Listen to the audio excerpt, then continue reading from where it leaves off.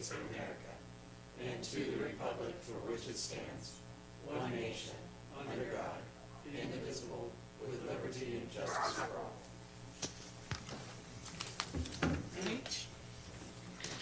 Some members of our staff are joining and participating in this meeting via Zoom, as well as it's being streamed at City's website, YouTube, and Spectrum Channel 2. Members of the public will be given the opportunity to address the council during public participation, as well as during presentation of public hearings or discussion items.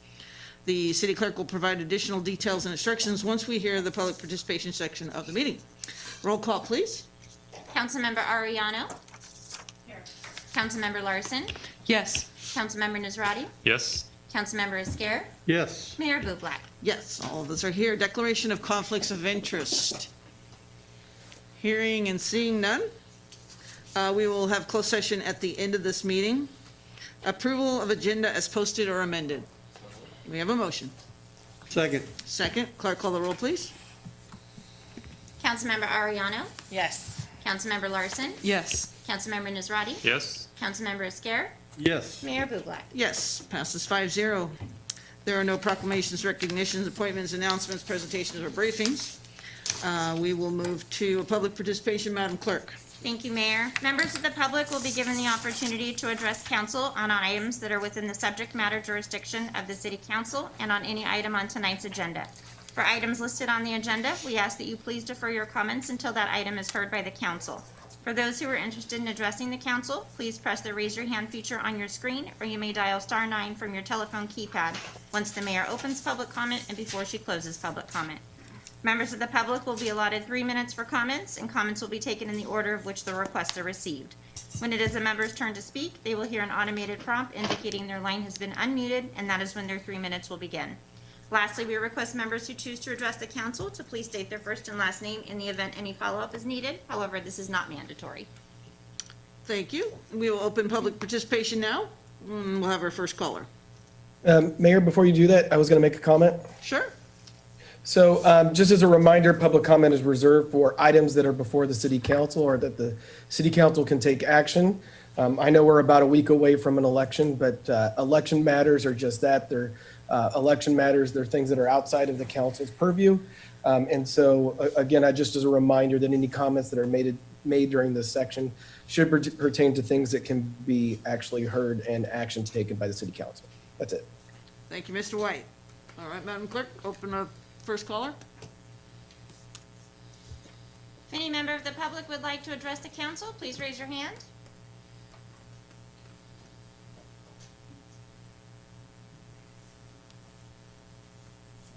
Thank you, Mayor. At this time, there's no member of the public that would like to address the council. All right, I will close public participation and bring it to motion waiving reading all ordinances is not necessary. Consent calendar. Are there any items to be taken independently, or is there a motion for all? Motion to approve all. Do we have a motion? Second. Second, clerk call the roll, please.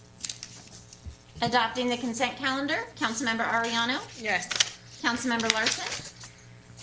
Yes. Yes. Councilmember Nazrati. Yes.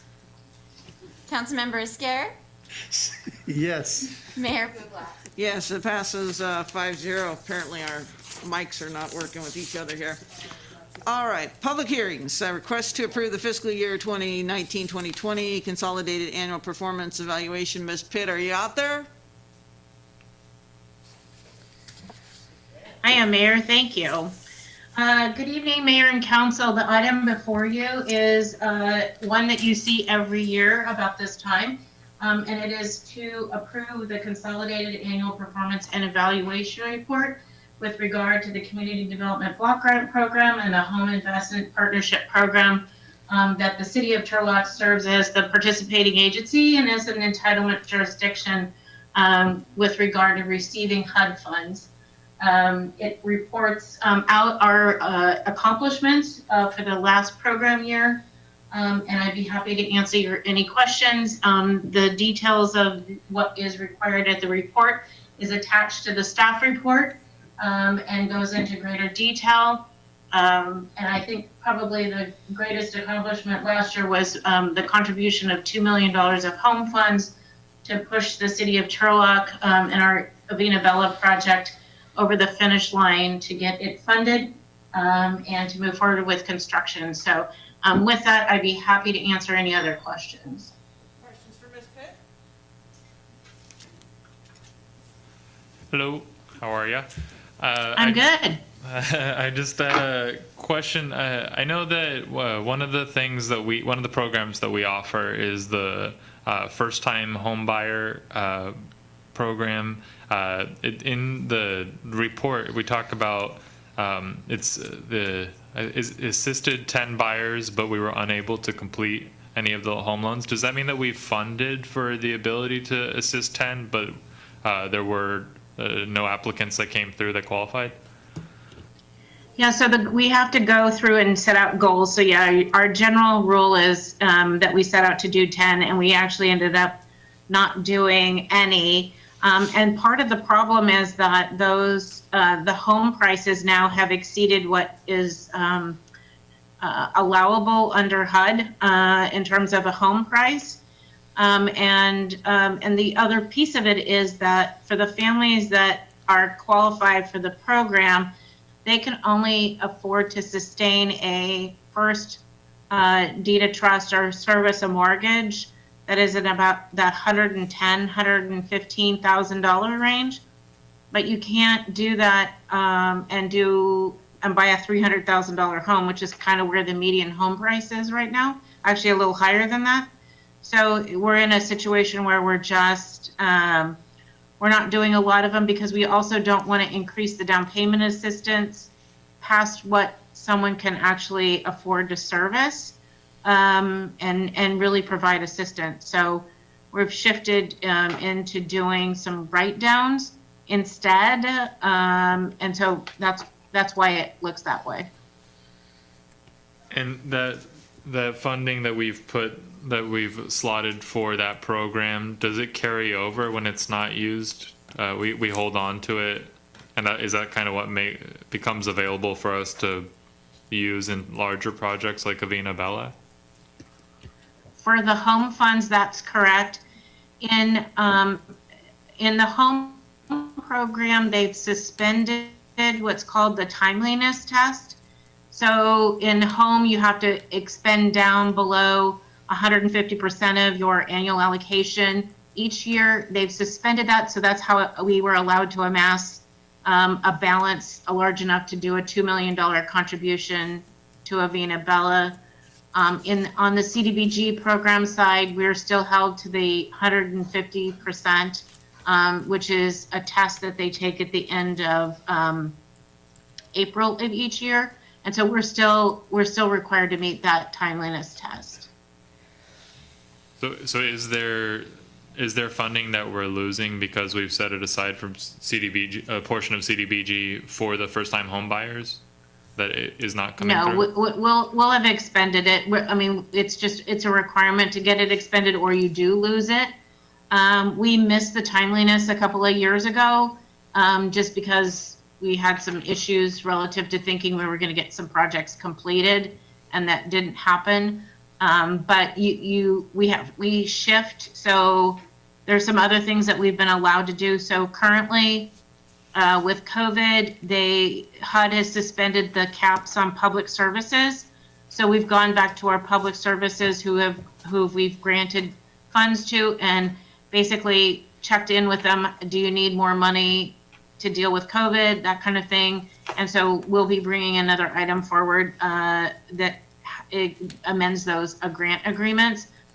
But you don't get to keep it and carry it over again and again and again. You're expected to program the dollars and then get them expended. We can carry some over. We can carry 150% over, but nothing more than that on CDBG. Thank you. Any other questions for Ms. Pitt? If not, we'll open it to the public.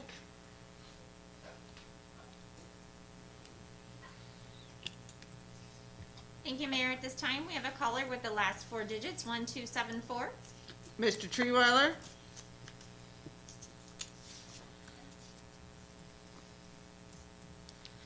Mr. Treeweiler, go ahead.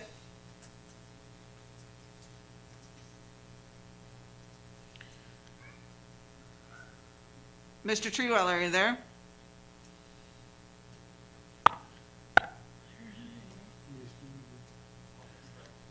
Here, There we go. All right, hold on. Can you hear me? yep, Okay.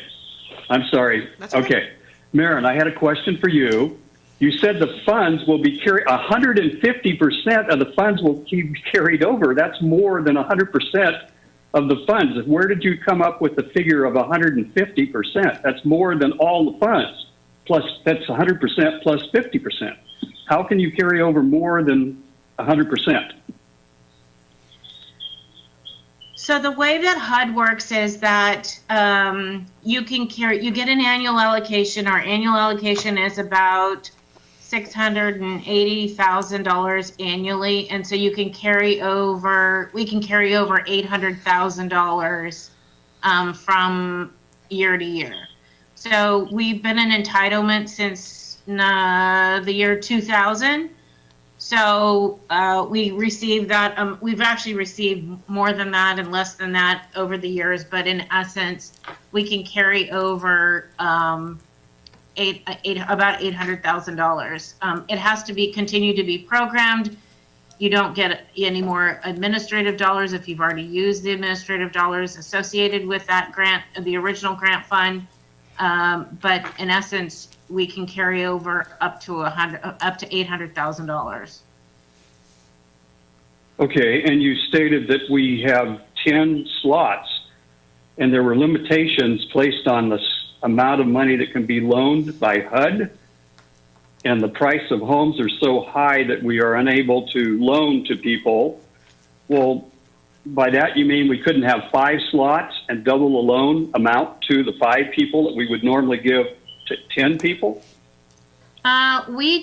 My predecessors tried that and went to almost $100,000 in down payment assistance, and we lost most of those loans because the families weren't able to sustain the mortgages on those houses. So it's not to say first-time homebuyers is not our only activity that we do.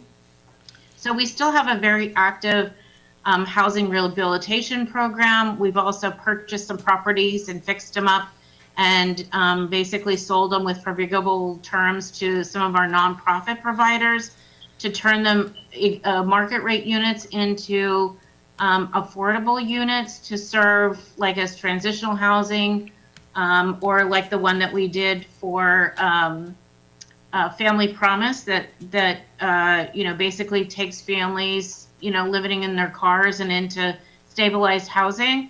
So we have a lot of other programs that are contained in the CAPER and are programmed in our annual action plan.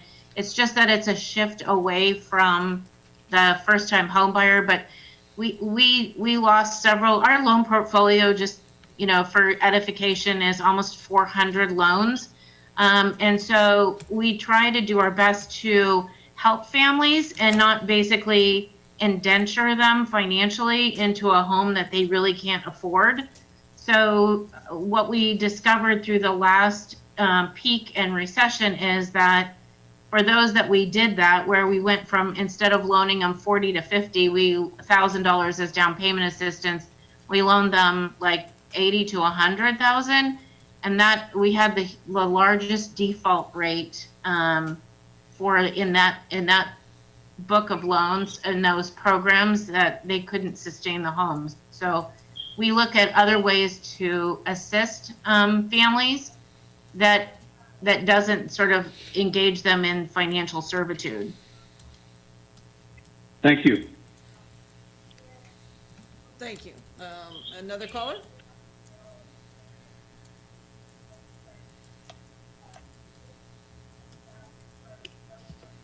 Thank you, Mayor. At this time, there are no other callers that would like to address the council. All right, I will close the public hearing, bring it back, Councilmember Esquer.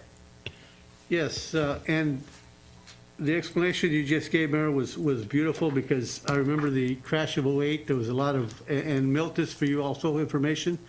If you remember 2008, there was a lot of predatory lending out there by the mortgage companies. they were getting people into houses, but they were getting them into houses they could not afford to maintain.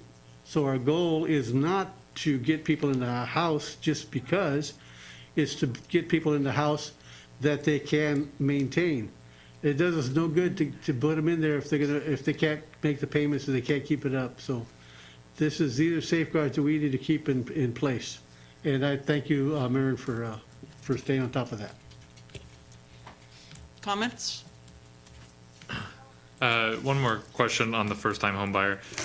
Would those fund streams be eligible to be used to pivot them towards ADU development instead? I mean, if we're looking at, I recognize that ADU is a type of development that would be valuable to increase the rental housing inventory in the community, and with a small amount like that, I think it could potentially support new developments in town.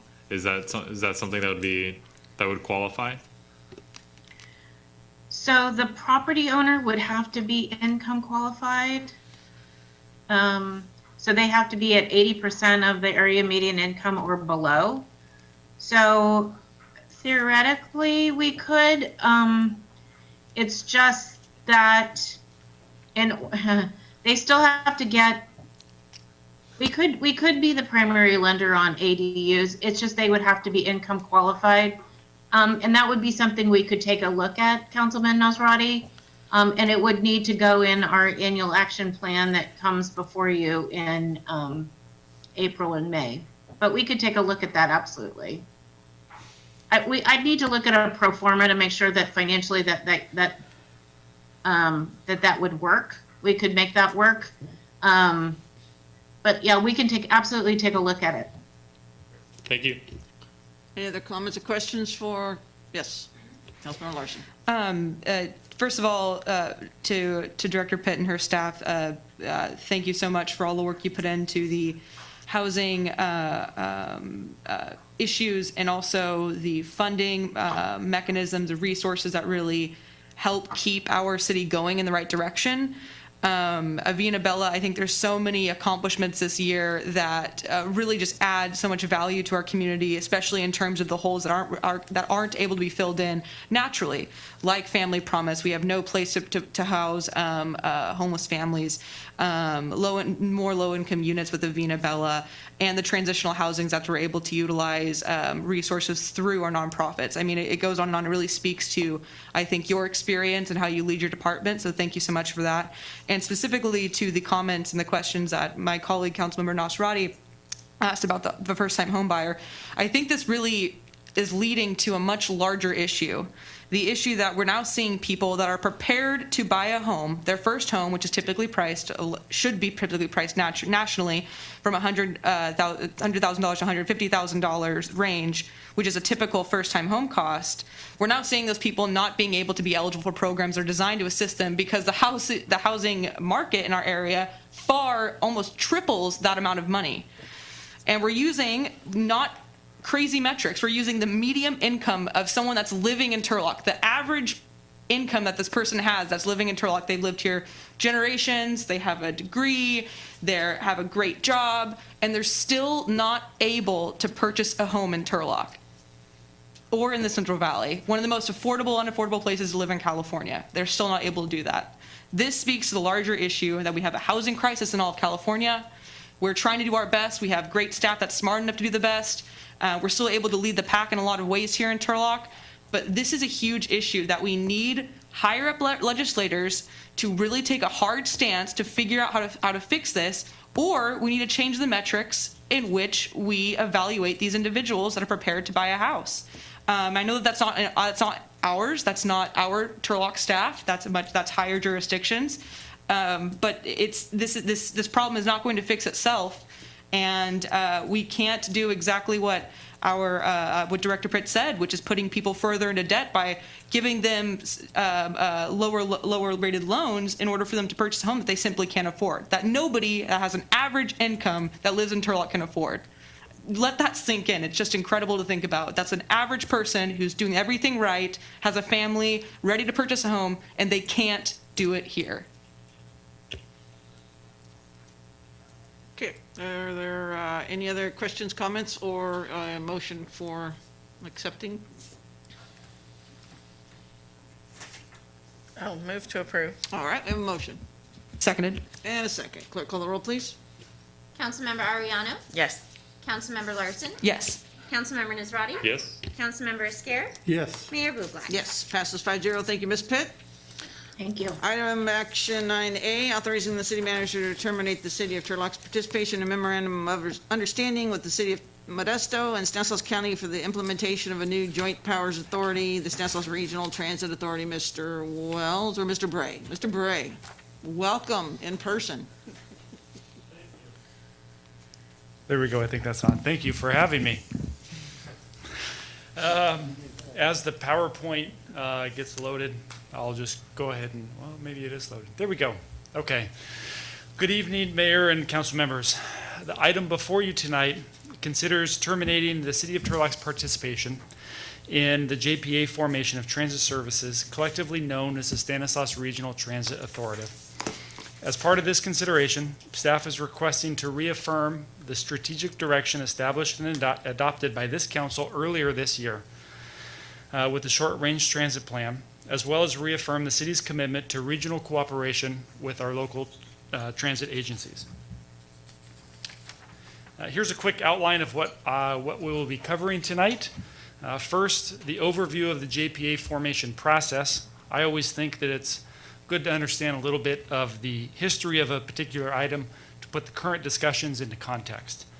Next, we'll discuss the efforts staff has undertaken since the execution of the MOU, followed up by your professional staff's concerns with the JPA formation process. After that, I will turn it over to Wayne York, your transit manager, who will be joining us remotely to lay out our alternative vision of success for transit services for the Turlock community. And finally, we'll discuss some clarifications and staff recommendations. So with that, we'll just jump right into the JPA formation process. On July 16th, 2018, SB 903 was passed, which in essence allowed StanCog to lower the fare box requirements for operators in Stanislaus County. Now looking back 10 years from now, in the future 10 years from now, I think this will have been a critical first step in overhauling the archaic metrics that govern transit providers in the state of California. So pretty excited about SB 903. As a condition, I'm a little behind, there we go. As a condition of SB 903, StanCog was required to conduct a study of transit services in Stanislaus County. This study was titled the Transit Efficiency and Innovations Study. The regional transit staff assisted with the study from all the 4 operators within Stanislaus County. In 2019, the Transit Efficiency and Innovations Study was completed. The study provided a continuum of options for improvements ranging from better coordination to partial consolidation to full consolidation. The StanCog Policy Board adopted the study in October of 2019. Following adoption of the study, StanCog and Phil McGuire established an implementation working group in January of 2020. Unfortunately, the implementation working group never performed an implementation study or analysis of key critical questions, such as which service delivery model would best meet the needs of each agency, or how would changes in the governance structure affect service, and what are the financial and operational impacts to each provider, just to name a few. Without asking or answering some of these key questions, the implementation group elected to solely pursue full consolidation. City staff expressed concerns on multiple occasions throughout the process. Ultimately, StanCog elected to amend Phil McGuire's contract to facilitate the full consolidation option. On July 14th, the City Council adopted an MOU and expressed the desire to, quote unquote, keep a seat at the table and help develop the JPA governance structure. Since that time, Phil has facilitated multiple meetings with both the advisory group and the staff working group. All members have been proceeding in good faith. In fact, on several occasions, Phil has commended Turlock's input and suggestions in the process. I firmly believe the results of the JPA are better due to the input from the City of Turlock staff. To highlight, staff has regularly expressed concerns with the process and participation in the JPA for a variety of factors. Participation and transferring service to the JPA will forever change the service delivery model for the community of Turlock. Without any analysis and data that identifies the transition of service to the JPA will be a benefit to the Turlock community, staff cannot give their professional recommendation to participate. In fact, staff is quite confident that retaining local control is the best service delivery model for the community of Turlock, and we can build on our past successes that we've had over the past few years, but more to come on that later. Here's a summarized list of concerns that is not exhaustive, but for the sake of time, I won't go into each of them. First, a predetermined outcome. This has been stated many times, but the fact remains. The predetermined outcome does not consider any factors or nuances of the different systems, nor does it evaluate any of the alternatives identified in the transit efficiency and innovations study. Local control exchanged for local input. And there's a key difference here. Local control gives the city full control over its transit system to meet the ever-changing demands and can adapt to its community needs. Opposed to local input, where the city would have representation on the SRTA board. However, there is not a majority to ensure that the Turlock community needs are addressed. Also, the purpose of the two entities are inherently different. Locally controlled transit services are focused on delivering services to its community. The JPA would have a much larger service area, and the focus would be delivering service to the region, quite possibly at the expense of Turlock as compared to a locally controlled system. The overly aggressive timeline has compounded the concerns that studies or evaluations of alternatives haven't occurred. Real financial impacts to the general fund. So transitioning to the JPA will create an impact that will be borne, if not entirely, a large proportion by the general fund. Opponents will argue that the service, along with the funding, will be absorbed by the JPA. So this concern is moot. However, transit pays for a portion of overhead services such as the city manager, finance, HR, IT, DSD director, typical overhead type services. Those costs will not be absorbed by the JPA. The city will need to find, quote unquote, find those funds from somewhere else to the tune of approximately $110,000 annually.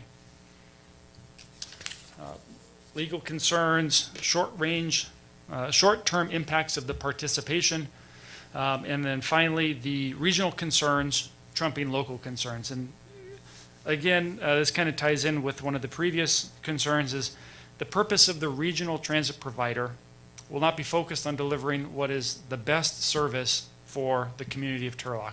Their regional area is much larger. So at this point, I will turn it over to Wayne to lay out the alternate vision for continued success. Thank you. Mr. York, are you there? I am here. Can you hear me okay? Yes, perfect. Okay, great. Well, thank you, Nathan, and good evening, Mayor and council members. I concur with the concerns that Nathan's outlined this evening, and I'd like to share an alternate vision for transit, one that would keep the city in the driver's seat for the decision-making and allows us to build on our past successes while still cooperating with our regional partners to improve mobility.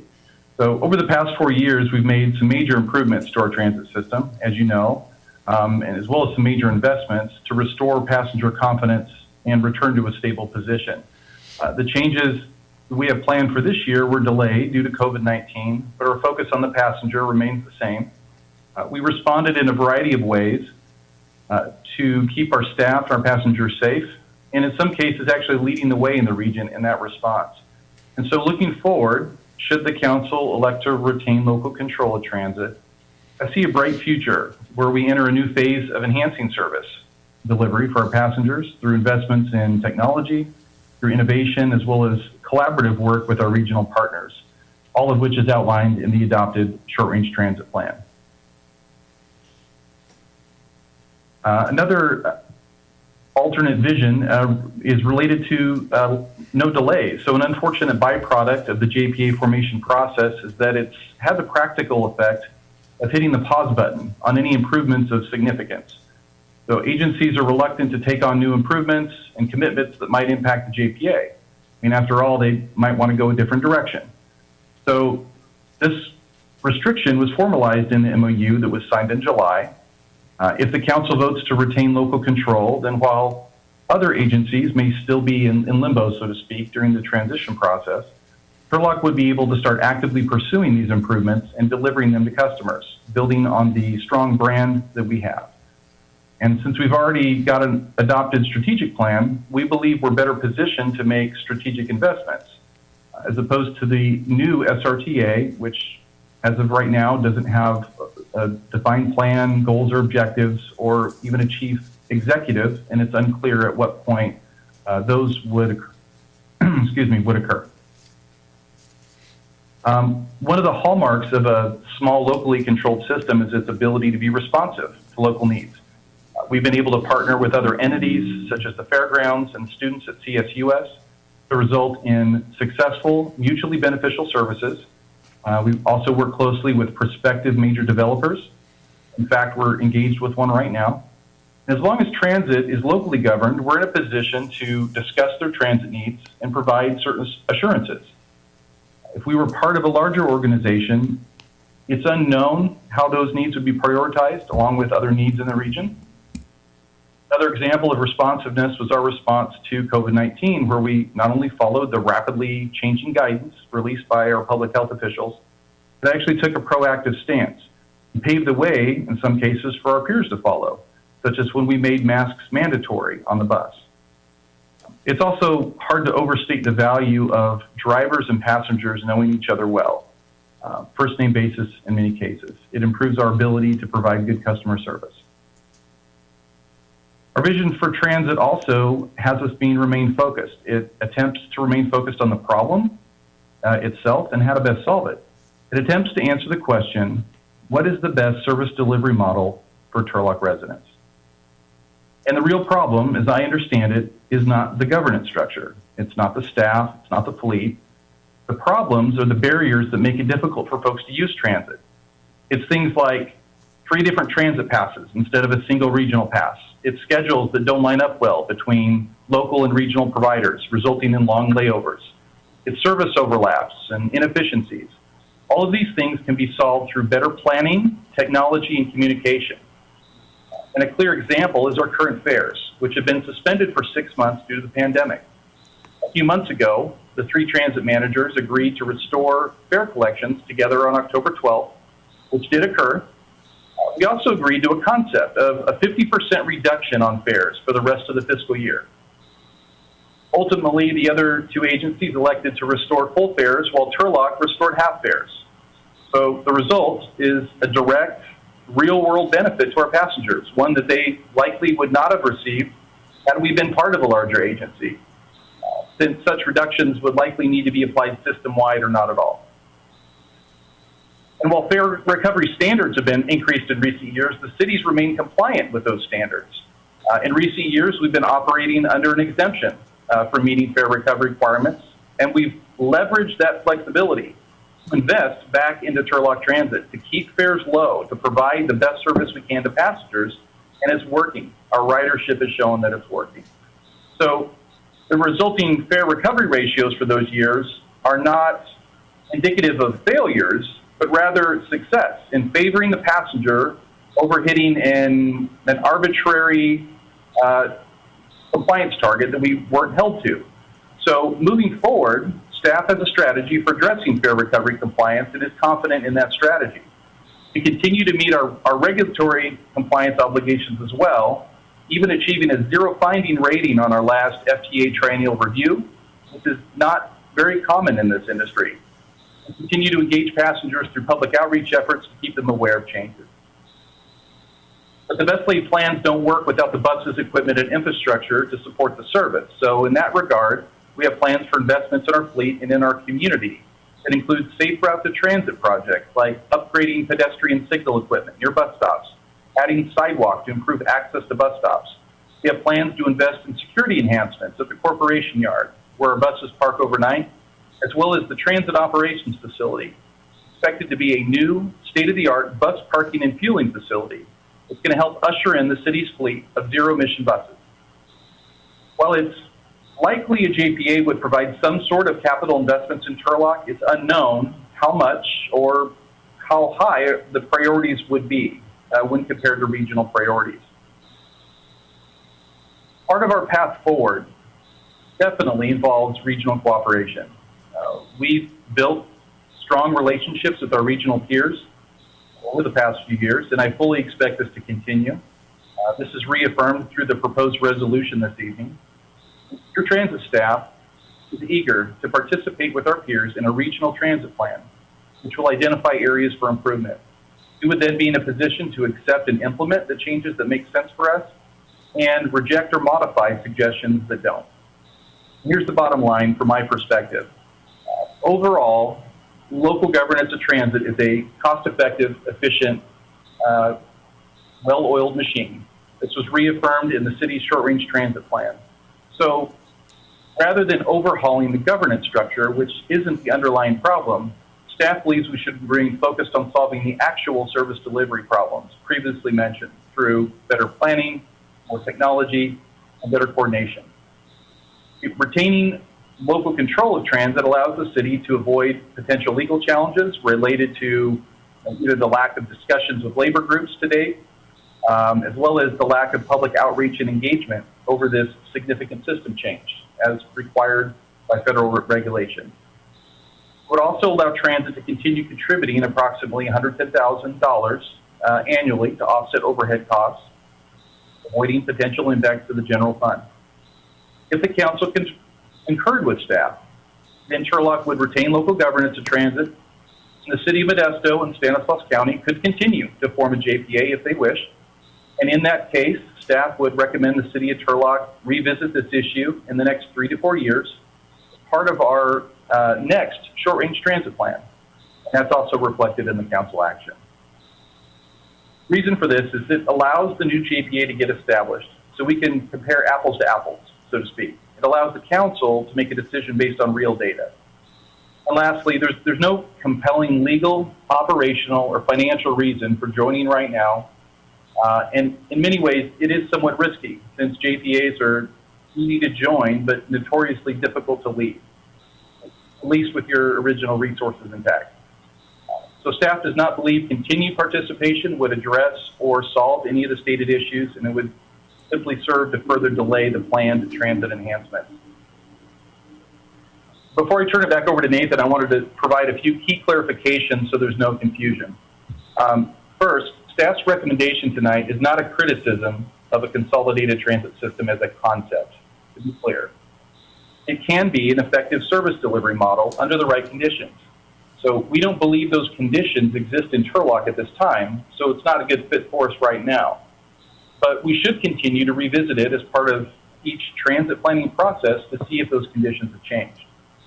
Second, our recommendation tonight is not a criticism of the decision of the other member agencies or the individuals involved with that. Each agency has to make the decision that they feel is in the best interest of their citizens. Turlock staff stands ready to continue working with them, whether they're two agencies or one large agency.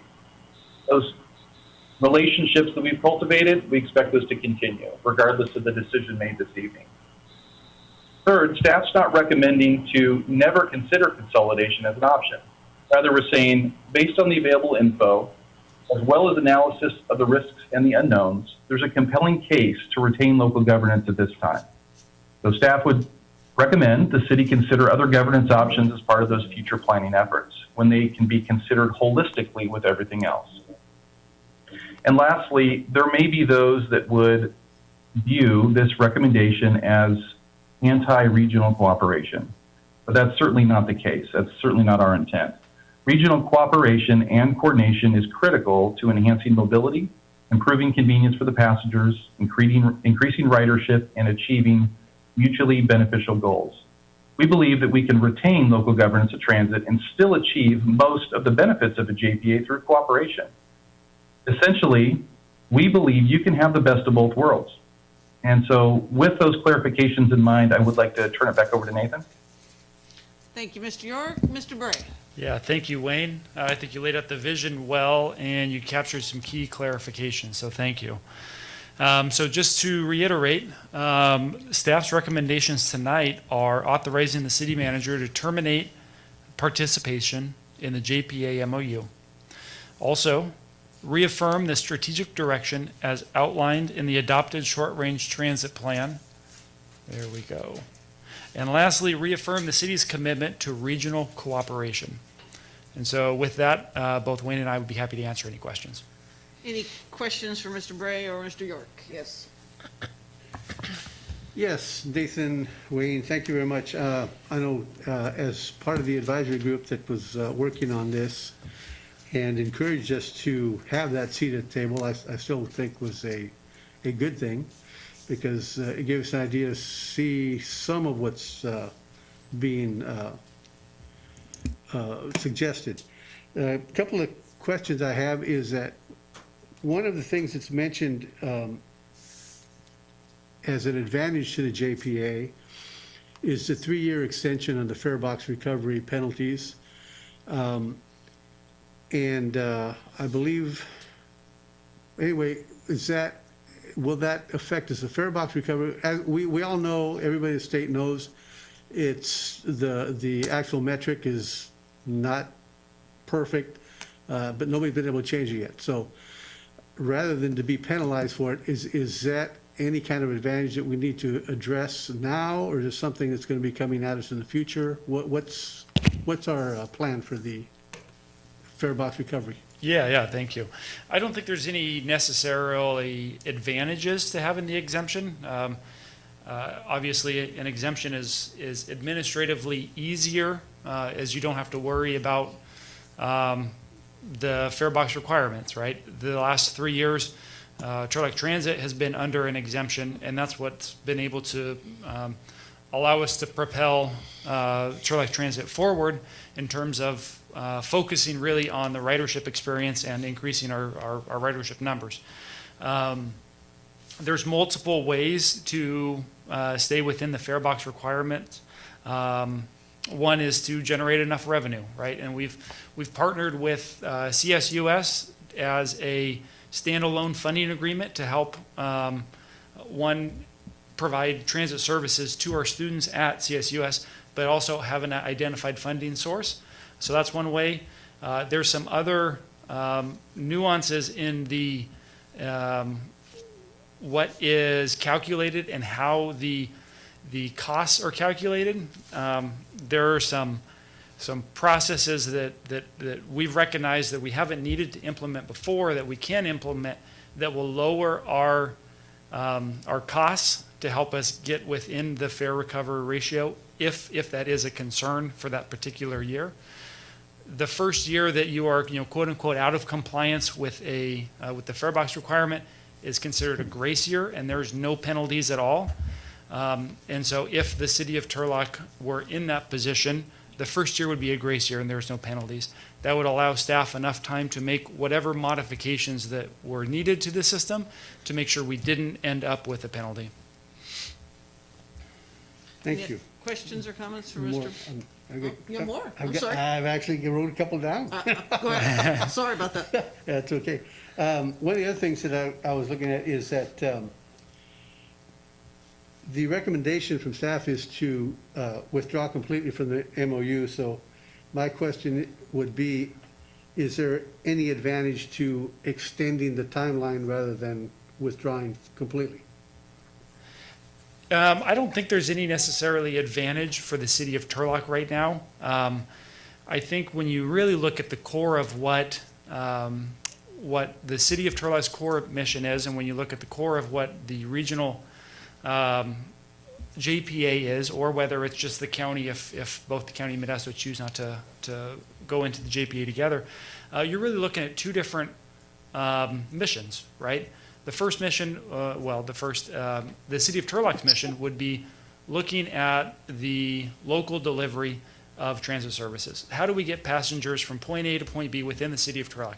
How do we do it efficiently? How do we do it so that they enjoy the service? Really kind of those key metrics. Whereas the regional component looks at more or less how do you get passengers from one area to another area within the same region? How do you get passengers from Modesto to Turlock and from Turlock to Patterson and to Oakdale, right? And I think that really looking at how they're structured and what those key core missions are, I think there's value for having both of those agencies in place. The further we extend out the this kind of limbo state where we're evaluating if this is in our best interest or not, the further it kind of pumps the brakes and puts on hold the plans and the momentum that we've established and gained over the past couple of years. It's hard to take care of everything with just the limited staff that we do have, and so we have had to pump the brakes and really focus a lot of the efforts on these JPA discussions. And I would agree. I think that our involvement has been valuable to the process. I don't feel that it's right for us right now at this time, though. And so I guess also another question was, ultimately the bottom line is the ridership. What's best for the riders of Turlock as far as the region? So I'm just reiterating what you said earlier. Is you're saying that the control, your best option for control of Turlock right now is to withdraw from the MOU. That's the question, but the comment behind it is, I am glad to see that you did make a note that we're not completely disregarding the concept, and that we still will be willing to cooperate and work with the JPA if it is formed. And we are still, I guess the ultimate goal for us is the riders, what's best for the riders of Turlock and the region. So that's not even a question now, it became a comment. So Yeah, no, I think that's it. I pretty much answered my own question. So. I think that's an excellent point to make, though, right? Our transit staff, and I have to speak for the county and Modesto's transit staff. Everyone is really looking at how do we best deliver services for our ridership, and I think that if it made sense, we would be all in. I think your transit staff is very professional and not too concerned with the name of the agency that they're working for, and I think that's one of the reasons that makes them such great professionals that they are, is that their bottom line is how do they deliver best those services. Thank you, Nathan. Thank you, Wayne. You guys did a lot of hard work, and I appreciate it. Thank you. Thank you. Yep. I have a question about ridership needs. I know in our short-range transit plan, we kind of looked at the routes within the city to determine how we're going to reconfigure all that to get what we need. Do we have the data for our residents' regional transit needs? Where our residents are starting their day, ending their day at work? What percent of them are commuting? That kind of stuff. Yeah, Wayne, I'll let you take that one if you can. We don't directly have that right now. So one of the things that we're proposing to do, and I would like to think that we do this regardless of the decision of the council tonight, would be to participate in a regional transit plan. So same short-range transit plan that we just went through locally, I believe there's a desire, and I think it's a good one, to do a regional transit plan for the whole region. And as part of that planning process, they would go through all that data collection process that you just described. And so looking at the demographics, looking at zoning, looking at where where the attractors are, where the residents live, where are the tractors that they need to go to. All of that would be collected as part of that process, and it would serve as the foundation for making the recommendations that come out of that. So while we may be able to kind of piecemeal that data if we were to look at different reports, I don't think it's necessarily in a consolidated place right now. I think that's part of that next study step. And do we anticipate that to be something we do with this JPA?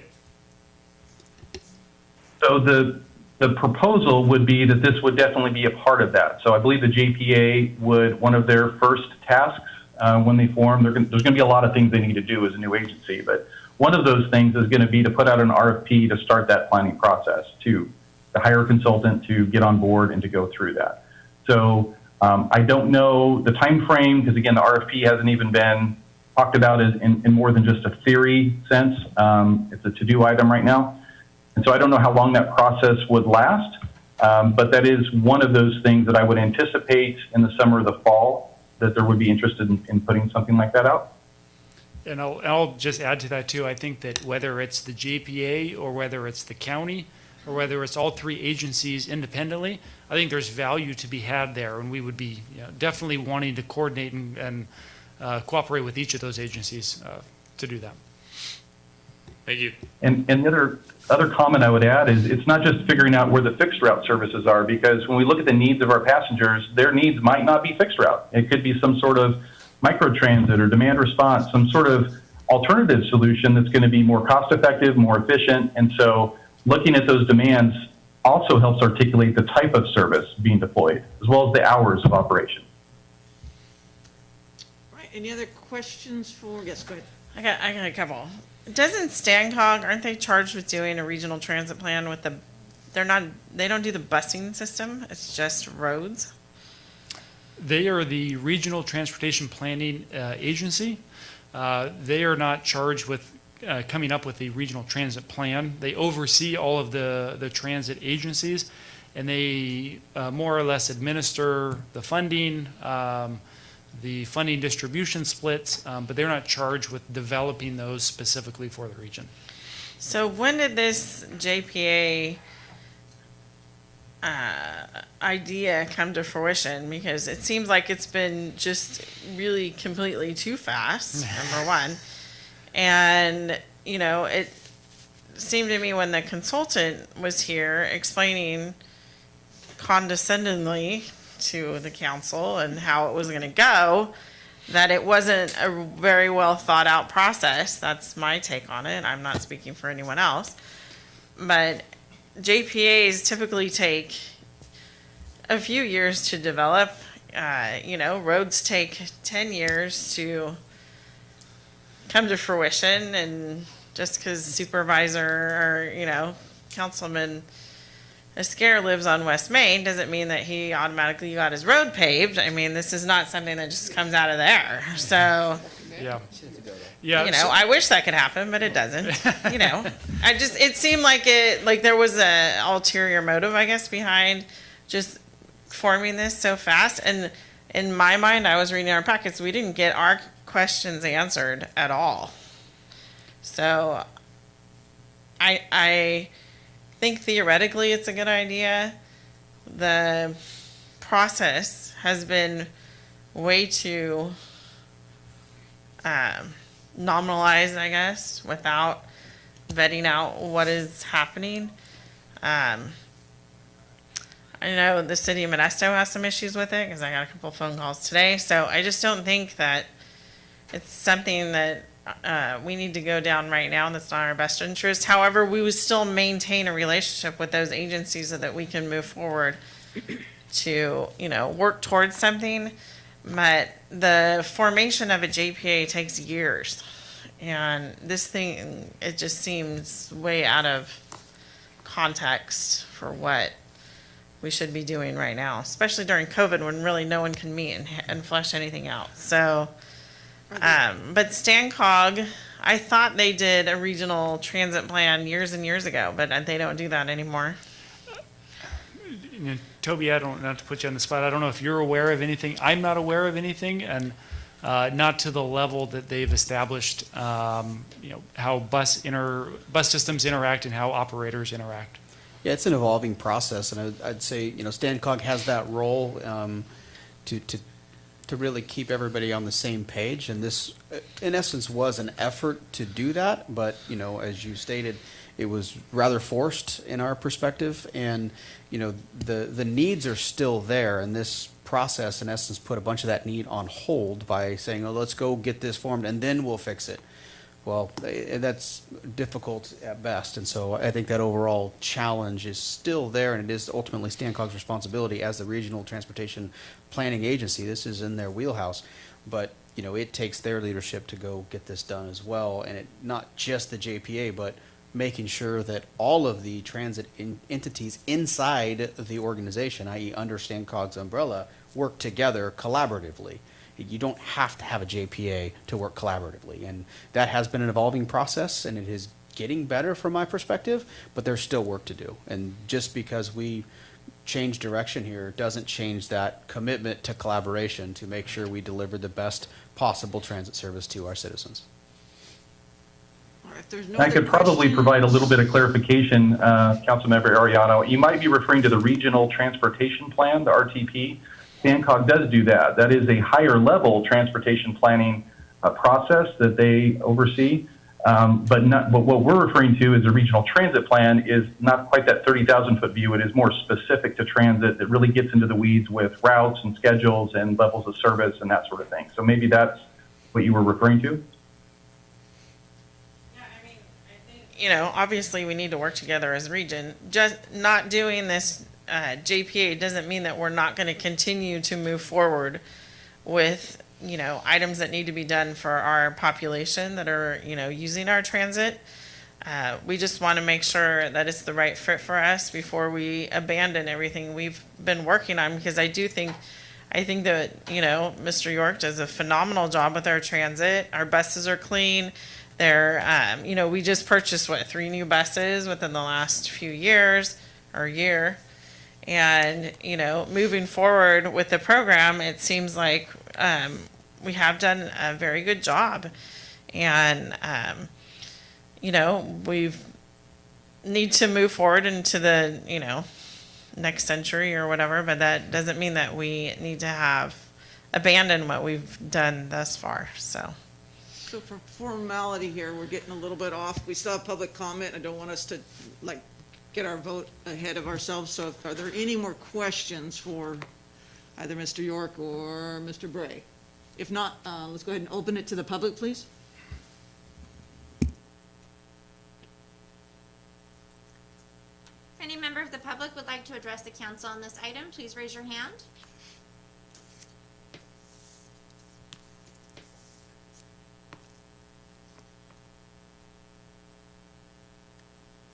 The first caller of the last 4 digits, 8810. Caller, go ahead.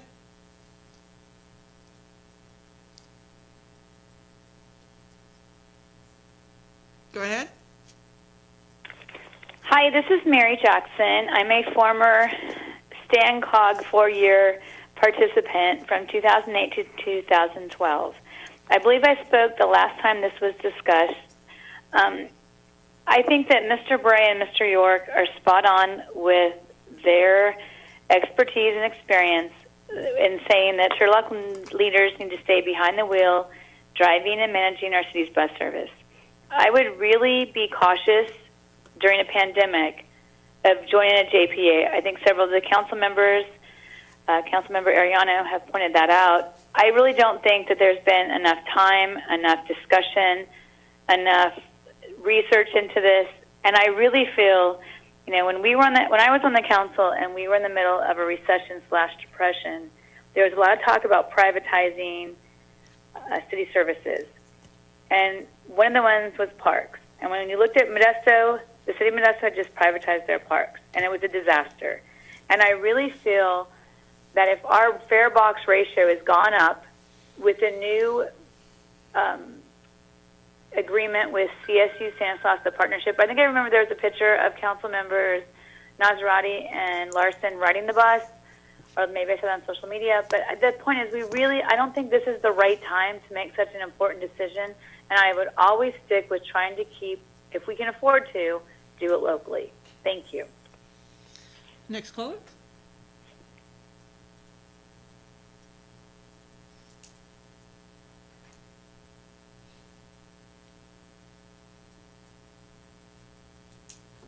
Thank you, Mayor. At this time, there are no other callers that would like to address the council.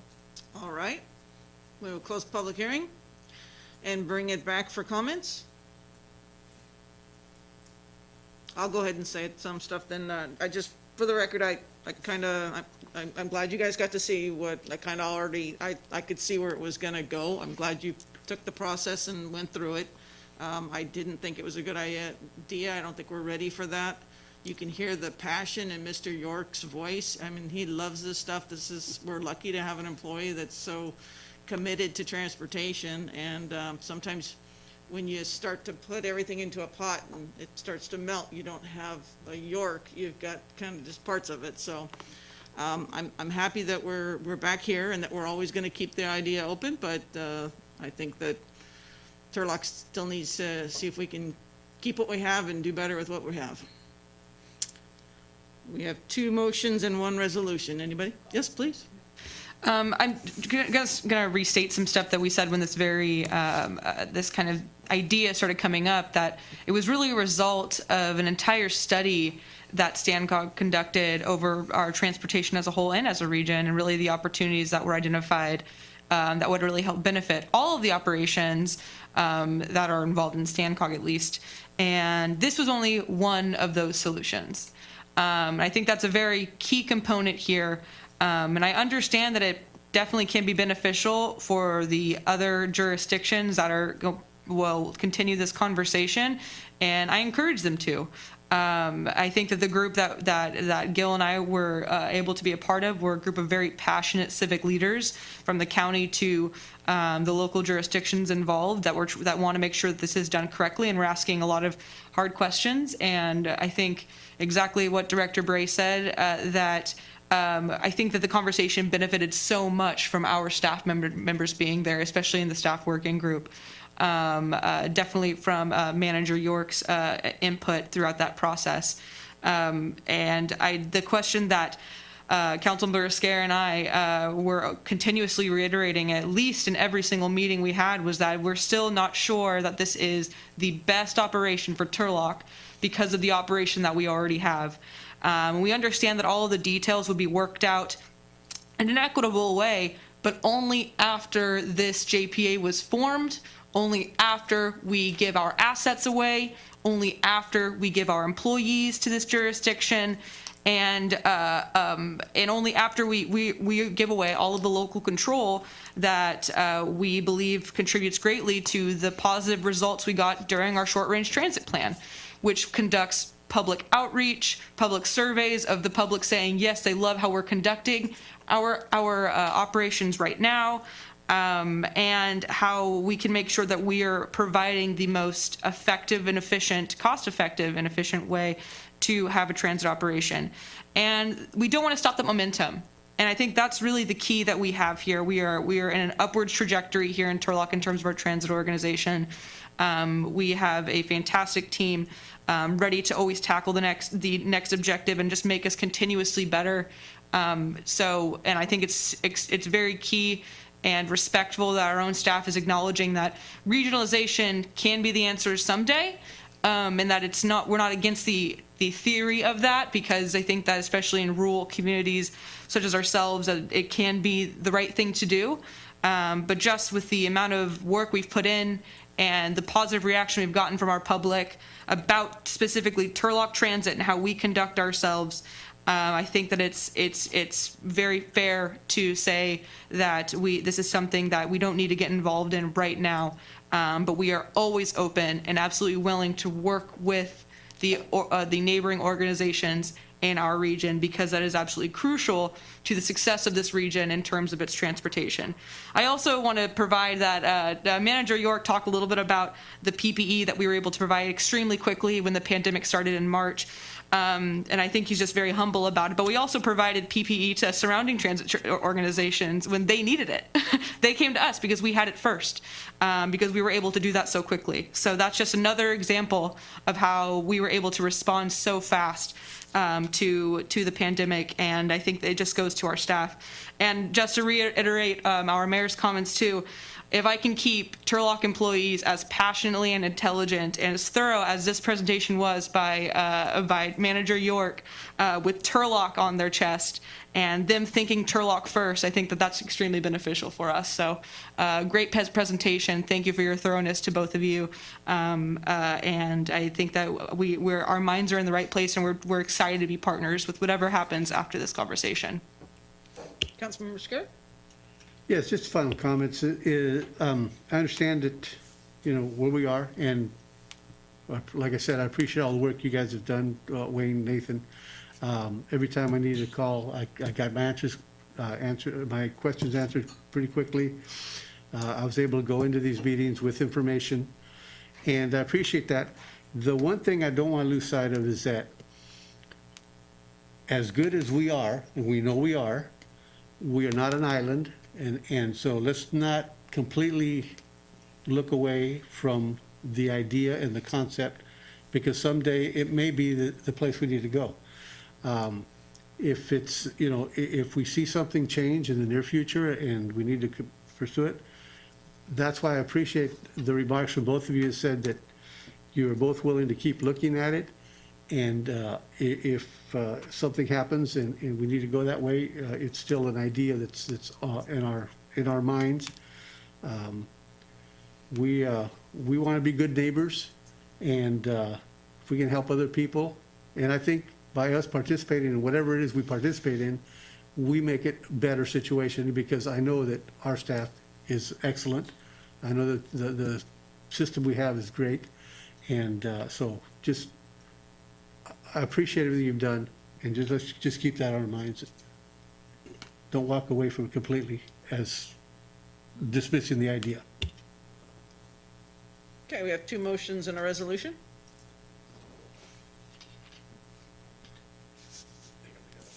Sure. I move to approve together. All right, a motion? And second? Oh, I'm trying to find my button. Clerk, call the roll, please. Councilmember Ariano? Yes. Councilmember Larson? Yes. Councilmember Nazrati? Yes. Councilmember Esquer? Yes. Mayor Bublak? Yes. It all passes. Thank you both for that. Item B, review, discuss, and direct staff on the Coronavirus Aid, Relief, and Economic Security, CARES Act funding priorities for the Coronavirus Relief Fund, and Mr. Wells. Thank you, Mayor. Council, this evening, looking for council direction on the expenditure of some recent CARES allocations. So as council remembers, and we've all been living through the novel coronavirus causing the COVID-19 disease that has affected all of our lives for the past 7+ months. Part of that relief effort, the federal government passed the Corona Aid, Relief, and Economic Securities Act, CARES Act. In that CARES Act funding, there was allocations of monies across the board for various funding sources, both at the federal, state, and local level. What we've seen locally here is at the county level. So the county received, we'll just round off, a little over $100 million in CARES Act funds. They have allocated a good portion of that to the cities around them, and the total of $15 million. And when they did that allocation back when we adopted the budget, they held back $917,000 as there was an expectation we were going to get CARES money from other jurisdictions. And in fact, we did. We received that same amount, $917,000, from the state. There was also an expectation that there may be another round of CARES or other related funding from the federal government. So the county held off on allocating that remaining amount until they were sure there was no other funds coming. And so on October 13th, Board of Supervisors took action to, in essence, release the final amount of their original allocation of the $2.5 million, which amounted to another $917,463 to the city of Turlock, of which we have not budgeted. So as you recall, the $2.5 million was included in our budget for fiscal year 2020-2021, but this additional allocation was not included. As such, we believe it presents an opportunity for the council to consider ways that we can help our community and our business community to help endure this pandemic that we've all been struggling with. So in addition to that allocation of money, Board of Supervisors also approved the Stan Rad card. So Rad card was a electronic gift card program that was developed by Modesto, Downtown Modesto Partnership. The county allocated $1 million towards that program, and it's a county program administered by DOMO, so Downtown Modesto Partnership, with a preliminary allocation of $125,000 to Turlock businesses. The council's role really is just confirming the area of focus for that. And with that dollar amount, the smaller the area, the more focused the area, the more benefit that program has. So the larger the area, the more diluted and the less impact that program has. And it was developed primarily with the focus on downtown businesses and those services and more experiential related retail and services within the community. The other piece that has not been allocated yet was our CDBG funds. So CDBG CARES funding, again, COVID-related CARES funding in the amount of $849,000. That came in 2 rounds.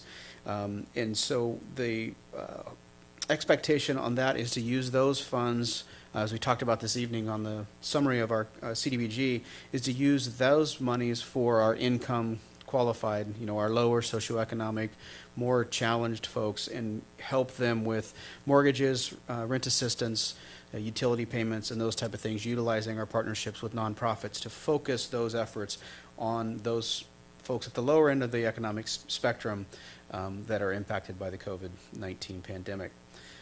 So this evening, we're looking for policy direction as we work to finalize the documents. We didn't want to get everything done and then bring this to council and say, no, we wanted to allocate the monies here. So this evening is the rough outline of a concept that we would bring the final details, budget amendments, agreements, those things would come back to the next meeting, but wanted to make sure we were on the right path of the allocation. So our first, as I summarized there, our first suggestion would be utilizing the CDBG CARES money for a mortgage, rent, and utility assistance program, and dedicating that full amount focused on those qualifying individuals and families. Again, income qualifications required and verified. So that's a key aspect of the CDBG CARES funds. Second would be the creation of a small business relief grant program. So the cities of Oakdale, Riverbank, and Newman have all, Oakdale's is just wrapping up. They've completed a program where they've partnered with Opportunity Stanislaus that would administer a program. It's a creation of a website and a complete application process where they assist folks with the filling out the application.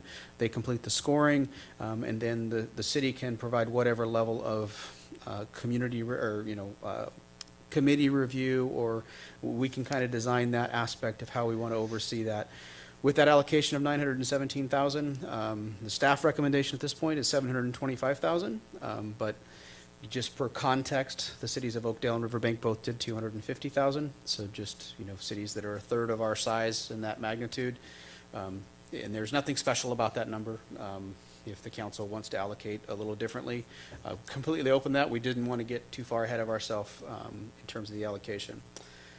The other aspect of that COVID CARES money is we've identified, as the response to this pandemic has gone in, it's identified, challenges within our infrastructure, and one of those, is the air handling within this very building, and the air exchange with a virus of this nature, realizing that our old technology does not have the ability to turn air over like we would like it to.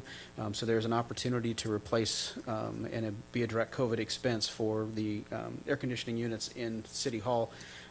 Approximate cost of $170,000. Again, if council wanted to direct that indifferent, we could replace half the units and that would still be acceptable. We don't have to do all of them. This just seemed like a natural fit for that. And lastly, as I mentioned, the Stan Rad card, our recommendation would be to have that focused on the larger downtown. And so not the PBID, not just those folks on Main Street, but the larger downtown in an area roughly bounded by Canal, Minaret, East Avenue, around kind of the backside Columbia to Orange, Broadway to Canal. So that you can kind of pick that larger downtown, not just the PBID area. And again, it's focused on those retailers, those specialty retailers that typically would do services in the $25, $50, or $100 increments. So think of boutiques, restaurants, hair salons, those type of folks who are likely to sell a gift card. And again, it's an electronic gift card that was supplemented by this program. So that's the 4 areas of direction that we need, and with that, we're open to any questions. Again, it's just providing policy direction. We bring back all the details and develop those programs. We'll mention that as it stands today, the CARES money, not necessarily with the CDBG CARES money because they have a little different time frame, but our county CARES money have the expectation, as the laws exist today, that they will be expended or at least encumbered by December 31st. So for the small business relief program, we'll need to move quickly on that to get those funds expended by the end of the year. There's a chance that legislation might change and extend those dates out a little bit, but as we know it today, and I did talk to Townsend today just to verify, it is December 31st for those county CARES monies. So, I'll answer any questions and take any policy direction you may give us. So the RAD card has already been allocated from the county. Correct. So we're just, tonight, we could probably, if we have consensus, get that going. Yeah, it's ready to roll from the county perspective. All that they're looking for Domo is for us to confirm the area that we're supportive of and provide them that information. The other thing that, if the council's so inclined, we could allocate some of our own CARES money towards that program. We're not recommending that because there's other opportunities. We believe that's a better use of those funds. But we didn't want to presuppose what the council direction is until we had this conversation. And then in relation to the CDBG, is there a cap on administrative cost to administer it? Maren, is it 10% or 20%? It's 20%, and we will, our intention is to contract with Community Housing and Shelter Services. We'll keep 10% of the admin for oversight of the grant and monitoring, and we'll kick down 10% to them to actually administer the grants. Thank you. Does it have to be just a localized area? Because, I mean, Gear Road has small businesses too. Yeah, you it know? does. It does need to be a localized area, and the smaller, the better. And again, with having the business relief program and that other allocation, that's the better approach that we believe in getting those monies to those other isolated areas. It makes the most sense for the way that program is designed to be in a concentrated area. And we're in essence are asking for it to be expanded further than the designers would like by doing the larger downtown. You know, their preference would be as small as possible because it has the most bang for the buck at that small level. So I would say we're pushing the limits with the larger downtown. But again, that's why we wanted to bring this to make sure council was supportive of. We would probably have a different recommendation if we didn't have the opportunity to use, have a small business grant relief program that other folks on Gear would have the opportunity to apply for. And the other thing that we can do is we can create scoring to incentivize for folks who have already received other benefits. Maybe it's a PPP loan or other loan or got benefit from StanRad that can impact the scoring. So somebody who hasn't received any other benefit would be higher ranked in the ultimate scoring, and that's what would be our recommendation as well. So I would just hate to, lose that corridor. Yeah, and you're not losing the corridor, right? You're providing, in essence, another opportunity.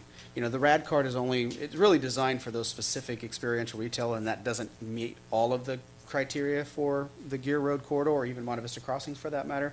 It's really geared towards that small retail service experience. But we're compartmentalizing, for the sake of the people that are listening, we're compartmentalizing so that downtown is not getting all the attention. Correct. That the other larger 725,000 will go to the other businesses so that we're not just being myopic.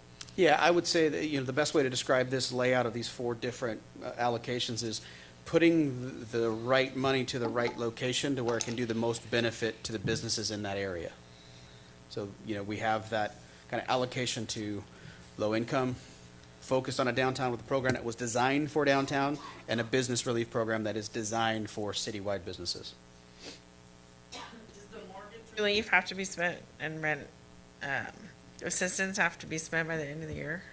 On the CDBG, it does not have that same restriction. We have till June 30th. June 30th, 2021.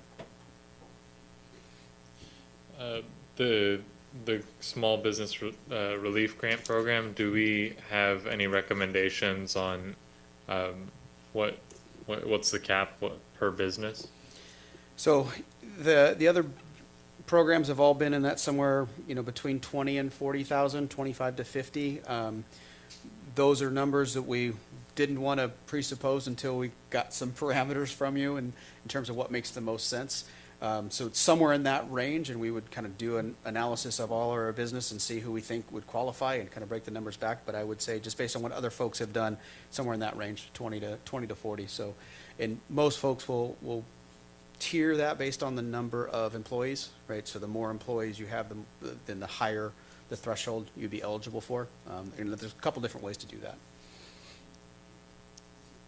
So, you don't really need a motion, you just need direction, correct? I just need a direction to make sure that we're on the right path here, and that we're Right. got the right parameters in place that, Let's talk about the AC. I don't know, we're not supposed to do sweatshops anymore, I hear, I don't know, but, I think it's, right. It does seem like a logical, cost for COVID especially. It's been broken forever, so, I mean, I think that, what, 170 you said? that's what that was the estimate. And again, there's opportunities that we could. Well, it's actually not a motion, so yeah. That's 170 for the whole thing. We're just That's for the city hall side. There is the muni side that would be can. additional, Doesn't but mean we're that not someone wants to talk. proposing that at this time. It's just the city hall. How do we throw the roof in there? That one's a little harder to say as a It's COVID. the kitchen sink you throw, come Yeah, on. yeah. I'm sorry, we're gonna go ahead and open it to the public first. Go ahead, thank you for that. If any member of the public would like to address the council, please raise your hand.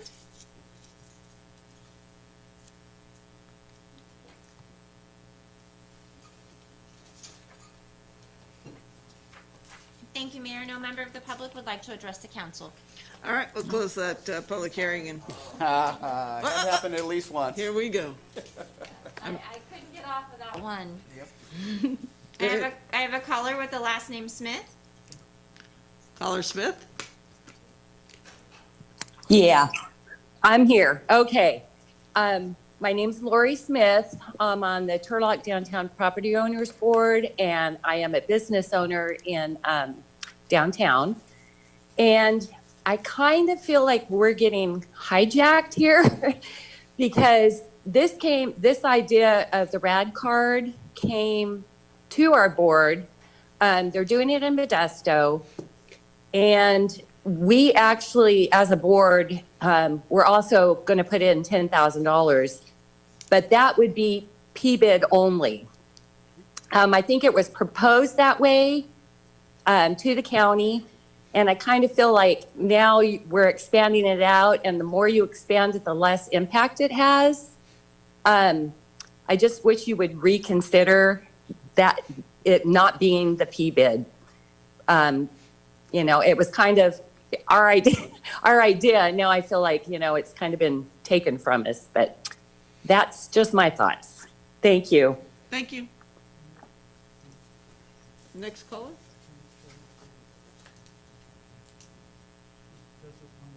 She just want extended out of the PBID. Just PBID. Go ahead. Sorry, I was just So- going to let you know there are no. So can I, Mayor, if I may? Yes. So, if you look at the PBID, it's just Main Street, and it goes down the side streets half a block at times. So you're going, that's the difficult question, right? So you're going to use the RAD card that you could use it at, let's say, Bistro and at Crust and Crumb, but you couldn't use it at Loza's because they're in the wrong block. And so that's the kind of balance. It's certainly not an intention to take anything away from anyone, but rather try and help as many people as we can and still manage a program that makes an impact. And so that's the balance. And I would say that when the county approved this, they didn't specify countywide where it was going to apply. They left flexibility for each city because every city has a little different definition of what their downtown is, right? Turlock's downtown is a little different than Houston's, which is different than Waterford's, which is different than Oakdale. So they recognized that as they allocated it, and that's why there was quite a bit of flexibility from the county in terms of how that approximate 125,000. If we see tremendous generation of demand within our area and two other areas don't, the county staff has the ability to adjust and reflect monies there. So we do believe there's flexibility in the program to meet the needs as generated when that program goes live. Do we have a kind of a guesstimate of within PBID and then the outer lying areas that you've described by streets encompassing that, about how many more would be participants? Because I know that in the that's the hard part to estimate is like how many that's going to be, because they have to be willing to participate in the program as well. Right, and a lot won't. And I think Modesto didn't do hair because it was too problematic or something, the stylist or something. I'm just asking, so. That part I don't know the details you know, of, Ms. but Pitt? I know it's driven by services, so you have that ability. But those restaurants, massages, those type of things, right? And you look at where those are in our areas that were impacted, right? And that's really the focus, right? Which businesses were closed for 3-6 months, making sure that we can see benefit to them, and obviously the sooner the better to see a Christmas bump for those folks. So the downtown she just said that they were throwing in $10,000, I think she said. Sure. Would they can still do that. Would that, since they are just West Main or main corridor, could those cards be when they were purchased? I don't know, and in two separate programs or not? No, it's an app. It's one program. It's one card. Right. Yep. But would they get, It's just one app. for their board, I'm looking at it from their perspective, they're putting money in for the downtown corridor, and if we extend it, should they still be allocating funds towards that? That's up to their board, but it works as one program. So them throwing $10,000 to benefit their area and the 125 benefiting the larger area, they work together. So that in concept, there's now 135, 10 of which is allocated to the PBID area, 125 to the larger area. So it works together. It doesn't, those businesses aren't losing anything under this concept. Yes. So they could still put in, let's say that 10 grand, and it would only apply to Correct. their. That's my understanding. The program has the ability to put those limitations that only their business would have access to that $10,000 allocation. So the second they cross whatever street that is. It's by business. Right. So Sure. that Oh, business. Right. Yeah, So it's But specific for their to the business. concern, for their concern of it. Correct. Okay. It's specific to the business. Okay. That business has to participate, and the matching funds are available under that program. Sure. And it is, in essence, think of a geofence, right? It's geographically driven and it's business driven as well. And that's where the city's participation is confirming the list of which businesses are inside that map that are eligible. Thank you. And presumably, some won't participate just because. Correct, for whatever reason. Yeah, some don't. Some don't wanna deal with it. participate. In fact, that's one of the things that Mr. Bridegroom Jr. said, was that a lot came in afterwards. When they first started it, everybody's like, nah, I'm okay. And then all of a sudden, they were like, wait, can I get in there? Yeah, So, and some people don't want to deal with, an app technology. And that's the method is an app. So some people just have an aversion to that, and any number of reasons. so my biggest feeling is that for the RAD card, it needs to be done so that Shop the Block on November 1st, if we are in agreement, at least the majority, that it gets, they can get that going, so that really hits hard for downtown, for that point.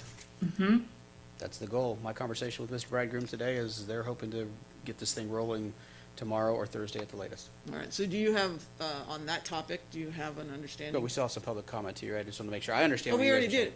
Is We that already it? closed it. I thought there was. Was there more? Nope. Okay, I'm just making sure. There's no other member of Just public making who sure. would like I to had address closed the that. Yeah, council. so on that item, we're good? Okay. Yep. So then, as far as CDBG monies, there's, with the understanding that it's gonna extend until June, you'll be able to give us a little bit better understanding of what that looks like? Yeah, we'll be able to give you some updates on how that program rolls out, and Are there any other questions for him on that one? No. Okay, what's the next one you wanna talk about? Going back to the HVAC, this money, I understand that it's a logical solution.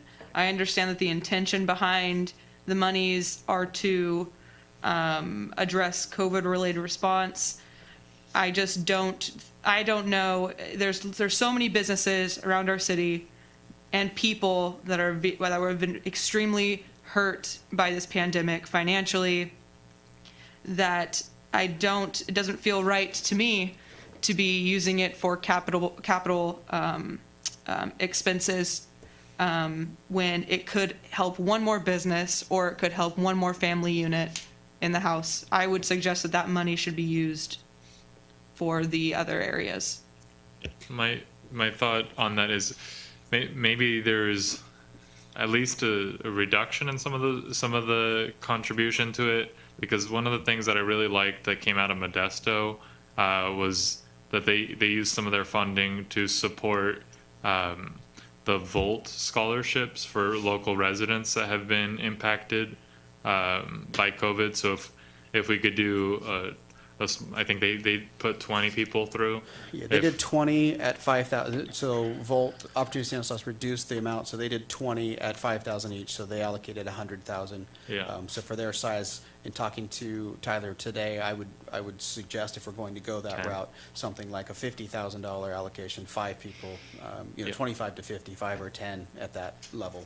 Yeah, I think if we could get a part of it towards the Volt scholarship, and then also a segment of that being pulled apart for just like a general shop local marketing. I don't think that's a significant cost to carry that through.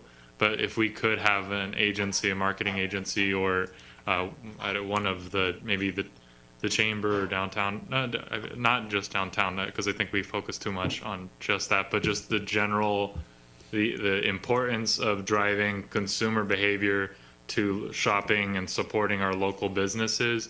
I think there's a small bit of spending that I would like to see allocated towards Shop Turlock kind of thing. So you would like to see that on a Turlock focus? I mean, obviously, there's other people we could partner with to amplify that message. You'd rather see it focused here, just trying to think through the administration of how do we get to a contract and by that December 31st to... Yeah, if there's a partner that, a contract for someone to be able to do a shop local campaign. Okay. Yeah, really highlighting our local businesses, highlighting the things that we've got here, like downtown, the local business owners, but the emphasis, the really importance of the opportunity of consumers have to support, and the importance of it for supporting our local businesses. So at the end of last year, we were working towards trying to communicate home for the holidays, bring everybody to Turlock, host your events, whether it's Thanksgiving or whatever. I mean, COVID changes a little bit of it, but still that you're buying everything here and having everybody come here as far as family. So we can still partly off of that, which would be pretty inexpensive. Yeah, I would think so. Yeah, was there a dollar amount you were thinking? Just for... I feel like a 10,000, 10, 15. Yeah, 10, 15. It doesn't have to be written in stone. We can go get some estimates. Maybe ask a couple marketing, how much do we need to put into it for it to be an effective campaign? Yep. But yeah, something with this holiday season, a lot of spending is going to be coming up. If we could direct those people to shop locally, I think that'd be really valuable. What if we did like a 70, it's 60,000, you said? So the balance, so assuming the business relief program is at the 735, right, 725 plus the 10, so what's left is 182. So we were suggesting 170, but again, this is why we're having I, this I conversation. would rather see it split from cannabis money, and this. So we have CDBG money here, and No, for this the is air county conditioning. cares, right? So you're saying the HVAC out of? Yeah. Yeah, so we can have that conversation. We can do that at any time, because there's no time frame on fixing the HVAC. There is a time limit on this CDB, on this The CARES expenditures of this. Yeah. But there are people who are trying to actually, build upon their businesses right now, and it would be helpful to start looking at a deferral of sales tax or anything of that nature as well. I mean, we're gonna have to get creative to keep our businesses open and here, and even encouraging them to grow. We've gotta do something special here. We can't just sit back. I mean, I've even handed out grocery cards to my employees. I mean, really, because sometimes it comes down to groceries or paying the electric bill. So, something along those lines, $10,000, $20,000, you can do, if you buy 100, you get 100 free or something. Which is the RAD card. Well, but it doesn't go But towards it's groceries. somewhere else. Yeah, Well, it and doesn't, it's consumable, it's just, it's not consumables though. Yes, so if we can maybe, so that 182 that we've got being split between a scholarship, some marketing spend, and then my preference would be not to put any of the spend towards HVAC, but I'll defer to see if at this time, I think that there's gonna be opportunity down the road. I said my opinion earlier, this is money that's designed for businesses, our community. I think that I wouldn't feel okay having a dime of that going to something else that we are able to pay for ourselves. If there's other opportunities, cannabis, that's fine, but it's not our own obligations that we have to incur. And I understand that our units are old. I totally understand that. But with the circumstances of how we even obtain this money and the people that are out there that really are in dire straits to have it, I think the totality of it needs to go to those people. So even if it looks like after the Volt scholarships, I love that. After the Volt scholarships, Shop Local marketing, that money gets redistributed throughout the other programs we've already established. I think that's fair. Yeah, recognize this is the same CARES money that of the $2.5 million. So it has the same restrictions of the allocations that we've utilized and have programmed to meet the pandemic demands COVID from public safety. Right. It's all Our the same typical money. operations, though, correct? Yeah, but it's the same money, right? So it's the same CARES money that we've already allocated in the budget. We've allocated the 2.5 million. This 917 is that same funding source. Right. So it's So not. it's coming out of the general fund. Yeah. So, I mean, there are other needs within the organization that are still impacted by the COVID pandemic that, there are other places that this could go to. And so it's not that.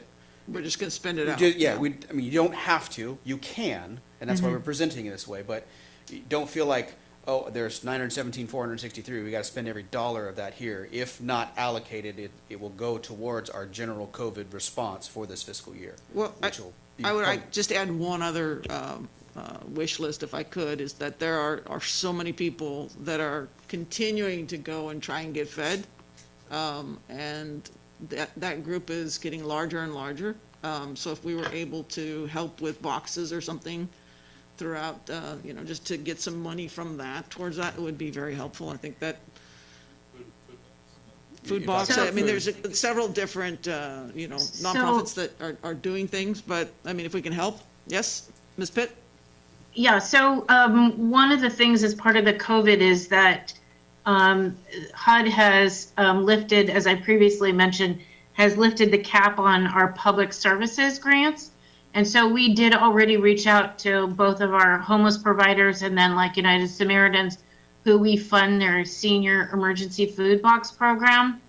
And they're coming back in and asking for another like $30,000, and we will be allocating another, and we'll be bringing that item back to council on the 11th to increase their grant by $30,000 to help with their emergency food box program for the seniors. Okay, so that covers seniors, and we also have youth, and I appreciate that. Well, one. there's, yeah. So is there another grouping that you might be able to come back and give us some insight as to whether we'll be able to help?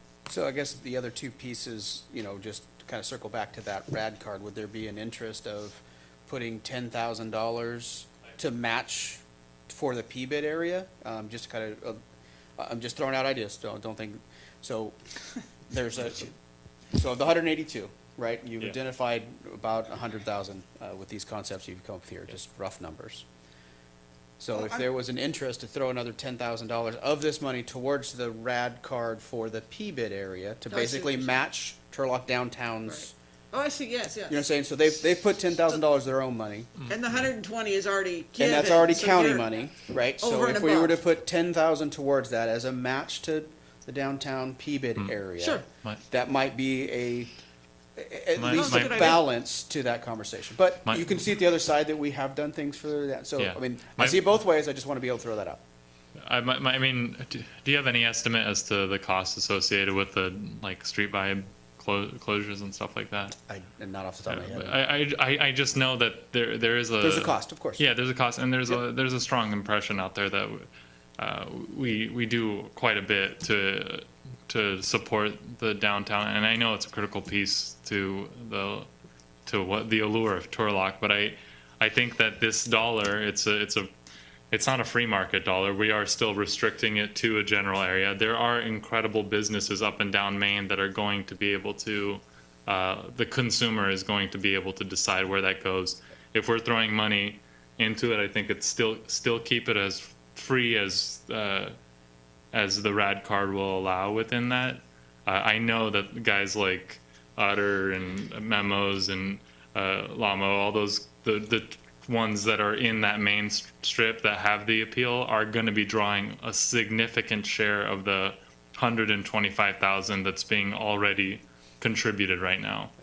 My feeling is very much that just throw it into our general higher level pool. The P bids putting $10,000 into it, and that's my feeling on it.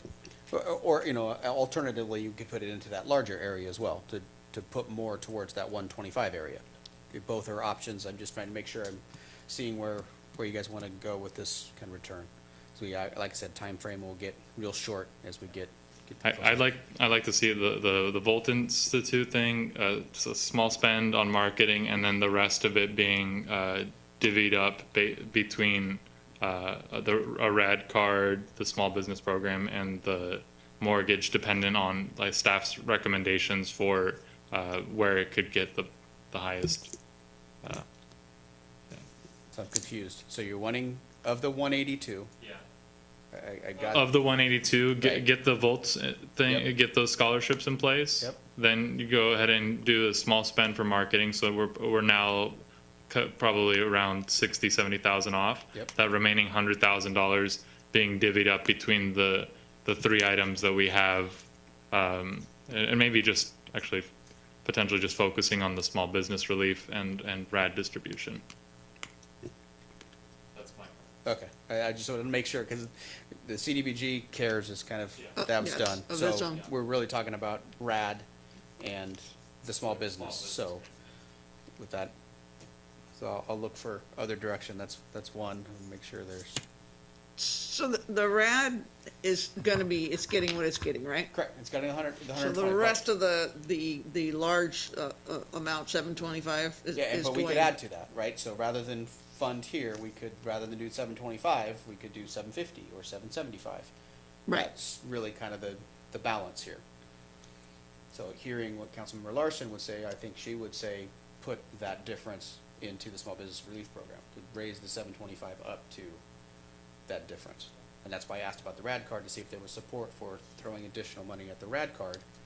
Would be another way to balance that out. If you were to put 50,000 to the small business program, so we're at 775, and you put 25 All to right, the RAD so card. with your crystal ball that you have, do you have an expectation of getting some more funding to support businesses down the road? Yeah, that crystal ball's, I think. You broke it? So broken. We have to fix that I think now? it's more like a magic 8 ball at this Oh. point.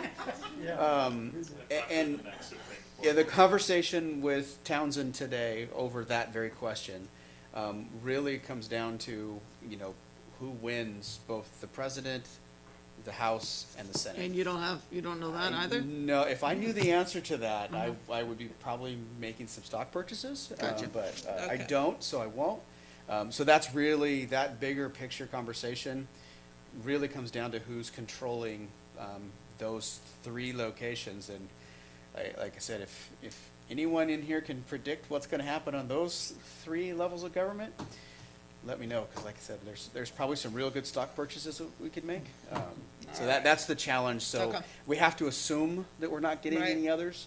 You know, that's the hard part. And knowing that the deadline that we know today is December 31st, we've got to do things that we know that we can expend these funds and So just if I knew how many people put in for the Volt Institute in Modesto and how many got it would be, because I don't want, 70 people putting in for 5, that would be awkward. Okay. And that would be very difficult for us. I'd rather see, if that's the case, I'd rather see it go just straight to And businesses. I think we have the ability, I think what we could probably do is designate a dollar amount, so say $50,000 to be to Turlock residents and to be able to reduce, as a scholarship. So if there are 50, they each get $1,000. If there's 25, you know what I mean? I Okay. think we could do it that direction. That would be where we're better. Funding a good portion of it versus, make sure we get the 10. There's a couple different ways to do it, I believe. But Okay. I'd have to follow up with Opportunity St. Louis to make sure. But so what I would look from you guys is the dollar amount you would allocate to that program. We'll find the best way to do that. Is it 50? Is it 75? Like 80-20 between small business and RAD distribution for the Delta. For the 182? After those other items. The small piece of the marketing, that text that I got. No, wait. Before we leave me, the small piece of the marketing that was mentioned, there was partnerships with the college students to get them into the downtown core in previous years. That's something that's been exempted. So, like as part of the shop local thing, to do strong outreach to the get the college community back out to downtown. What was it? Warriors Explore Downtown. So are we still doing the 10,000 match?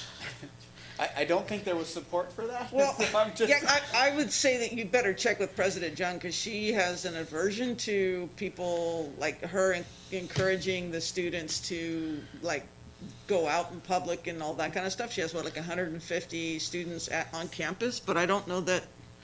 I mean, she seemed pretty explicit about the whole having people engage in crowds and get infected and that. So I'm curious if she'd want that. so But I was gonna say, I wanted to back up to the dollar amount, because we didn't give Toby any direction yeah, here. so No, let we me did see if not. I can summarize with what I've So, heard.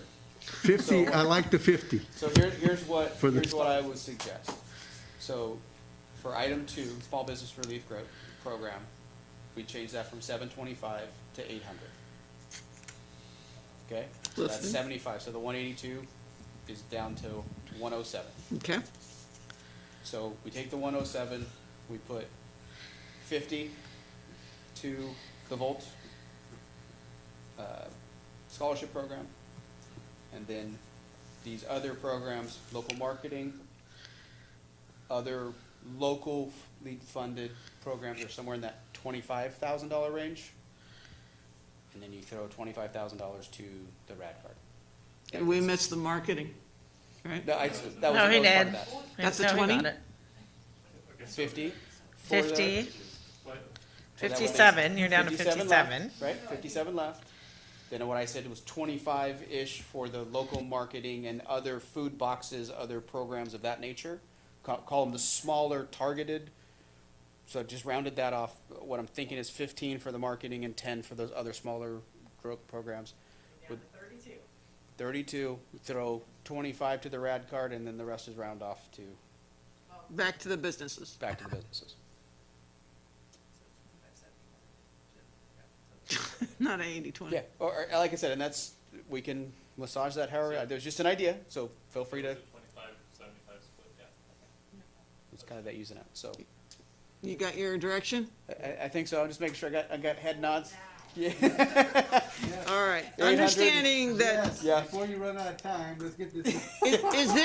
is there any way to just do what county already did with RAD and get that going? And Yeah, then they're our already vote- ready up. They're ready to go. Okay, so all they'll the do work- that with or without what we're doing They're right now. going, and so what we'll Okay. do is we'll tell them we got another 25 to the larger downtown area. Because we'll vote, are we gonna have, you're gonna bring that back at another time, so I'm just saying, they'll get that started and They're implemented. gonna go with that. Yeah, we're Perfect. gonna make that commitment based on what you guys have said here, and we'll clean up the paperwork on the back end. Okay, excellent, good But to know. we So- do need to put some sort of capital expenditures for this building. This drives me crazy that we need a roof and we need We HVAC. will So- stop. That's not this conversation. No, but put that in somewhere up here. Because I mean, you We'll make sure know, we get that done after you're gone.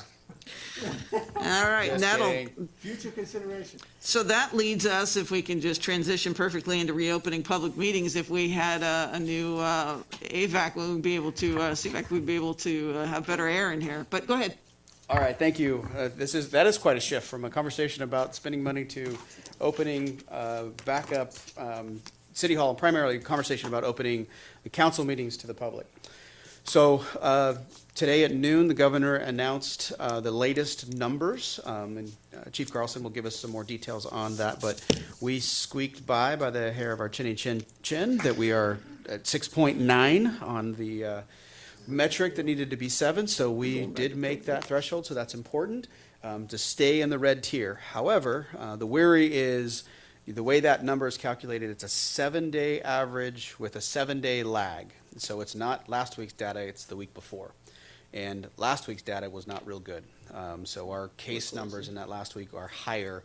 As a result, there is an expectation we'll go back into the purple. So I caveat this in terms of this opening conversation, because from a staff perspective, we were recommending if we stay in red, the red in essence has a 25% limitation for other business. That would seem to be appropriate to hold ourselves to that same expectation. But I guess that first question is right there. If we move back into the purple, does council want to consider that, or do we want to just hit the pause button? So I guess that's the first question, is regardless of tier status, do we still want to entertain that conversation? Or do we want to just caveat it based on tier, right? So if we're in the red tier, then here's what it would look like. So I kind of want to have that baseline first before we kind of dig into the different conversations, if that's possible. Looking at a full opening, because we need to define what opening No, means. so our expectation is we'd follow that same tier process. So if we're in red, we would have 25% occupancy in here. So what that would mean is we'd basically have the 14 staff, and it would allow for 9 people to be sitting in here, spaced, socially distanced, and it would provide capacity in our hallways out here for another 20-ish. 23-ish. So it's not a lot of capacity at 25%. But the idea is we'd follow that same metrics. So at 25%, we get to the orange, then we'd be closer to the 50%, and that would be the idea. Still going to have access on Zoom. Yeah, we do not Okay. anticipate Zoom going away at any time in the foreseeable future. It may never, I mean, I wouldn't be surprised if this becomes a permanent fixture, but we do not anticipate for planning purposes that Zoom goes away anytime soon. I think we should be starting to put plans out there related to the different tiers. I'm comfortable with even in the purple tier having the public comment portion, allowing people to come in a line type situation. Because we clearly every time I bring people into this room, they're always surprised by how small it is, because the camera makes this thing look big. bigger. But if you look the other way, there's about 30 feet of room. But yeah, creating an opportunity for the public to come before us one at a time on the very early stages. I don't see us being able to go beyond that really in any tier where there's still significant spread. I think it's purple, then Purple, red, yellow. orange, yellow. Orange, yellow. Yeah, orange, yellow. And yellow still, for most people, is still at 50% capacity. yeah. So if in the parameters of this, if it's just allowing people to come in for the public comment piece, they come in, they make their comments, and then they leave, we wouldn't recommend having to do temperature screenings. If we are going to allow people to stay, we would, where the potential for a 2 or 3 hour meeting, we do recommend doing the temperature screening at the front. And again, that would be a CARES eligible expense to do that. But we, the longer they're here, the more, obviously we're going to require a mask and, that the normal social distancing. But if we're going to allow them to stay, we do think it would be prudent to do, temperature screenings as they come in. So with what we have left of this calendar year for decision-making purposes, or direction, really, not decision, but direction, we've got, in essence, 2 more council meetings. The November 10th meeting, which will be a budget conversation, a budget update, and then the December 8th, which will be the kind of pomp and circumstance of swearing in potentially new council members. There is likely at least a workshop or 2 that we'll need to work in there, so kind of looking at that direction of how we get to the end of the year and then kind of revisit. So what I'm hearing is for planning purposes, let's see if I get it, we will plan on allowing the public in here on November 10th, regardless of tier, only for public comment. They'll come in, they'll make their comment, and then they'll be asked to leave. Is that correct? The temperature screening, It's non-touch. It would be, it's a scan. but you're saying we wouldn't do that for the I think We weren't anticipating doing that for someone who's going to come in, make public comment, and leave. It's similar to like our utility counters. We're not doing temperature screenings. They're required to mask, but they're coming in, they're doing their business, and in that case, they've had a plexiglass, and it's a shorter contact. And if we're staging people here, but again, if you want to give us a direction to do the temperature screening, we may, getting that in place, I can't commit to having that in place by the November 10th meeting. It might take us a little bit longer. I just don't know what the availability of those are right now. I'm thinking if they're coming in, they go in one door, come out this way, go out that way, we probably, little blue dots, push that back just a little bit there so they're not, right on top of us. Yep. Then I think it shouldn't be that, it's 3 minutes. So I mean, in and out, everybody's keeping their position, and I don't think it's gonna be that necessary to start doing my preference would be if we can implement temperature screening from just at the beginning, that'd be preferred. But yeah, that is just a preference. To possibly finish the thought of that, if it's going to hinder the ability to open up it as soon as possible, then no. But as soon as we can, if we are in the purple tier, I would prefer temperature checks, but I don't want that to hinder the next the next council meeting for them to not be able to have public comment. Okay, gotcha. And then in respect to that, if we're gonna have people coming in here, I know COVID gives you a bunch of loosey-goosey rules, but I think that it's appropriate that if we're gonna not be here, we at least say where we are. I mean, nobody's gonna come to your place, but I want it to be a little bit more formal about how we're doing our business again, like we used to do. We used to have to post it, like if I was gonna be in Hawaii and I was gonna call in kind of thing. Obviously, somebody's not gonna be there, but I think that we need to start going towards normalities that we used to have. That's just my wish. Oh, you don't want Staley's there? So we're still, the posting hasn't changed. All the posting is still the same. No, I mean, if you called in, zoomed in, no, you're not saying where you're at. I know, that's the piece, but I'll have to probably defer to Doug on this. Yep. Yeah. So as it stands right now under the executive order, you're not required to post where you're at But or. you're not required, but I mean, I just think that we need to show a little effort. No, and then you're not also, obviously, because of the whole thing, you're not required to have people come into your home or wherever you're at, which was a rule pre-COVID emergency order. So I think certainly whatever council decides you can want to do wouldn't be our recommendation again. I think consistent with what the mayor has said, to allow public to come into somebody's home or where they're at, which you would otherwise be able to do. But it'd be whatever council's prerogative is otherwise. Guess I'm confused. You want people or the people that are on Zoom to tell where they're at? No, Because we're all here. right, but if one of us is zooming in, then I think we should be like, hey, I'm in Waikiki. If you're not here in town, I think you should still, that's how it used to be. You actually had to post it 72 hours in advance. You had to be in public. Because of COVID, no rules. And obviously you don't want somebody coming to your house with COVID, right? So that's a little different. But there's formalities that we've lost. And I just think that as we start to inch towards doing what we used to do, it would be helpful. It hasn't happened yet. It's not a big deal, but I'm just saying, I want to move towards what we used to do. Okay. So for the November 10th, I think I've got the direction to move forward on that piece, and we'll kind of get people to move in and out. And then for December 8th, with the idea that we'll have, a swearing in where potentially family members are here. We think we'd want to do that a little bit differently. Just want to make sure, we obviously want to keep social distancing. Is there any thought to how we would limit that? Obviously, it depends on how many seats but there's a potential for 3 swearing-ins that could happen with the treasurer and 2 council seats. It's a little more space, so just wanted to make sure we had that dialogue about how that meeting might look. We'll know at the next meeting, so that might make it easier than sitting Okay, here. so we'll put this item with on our that broken agenda crystal to ball. revisit that. Okay. Hmm?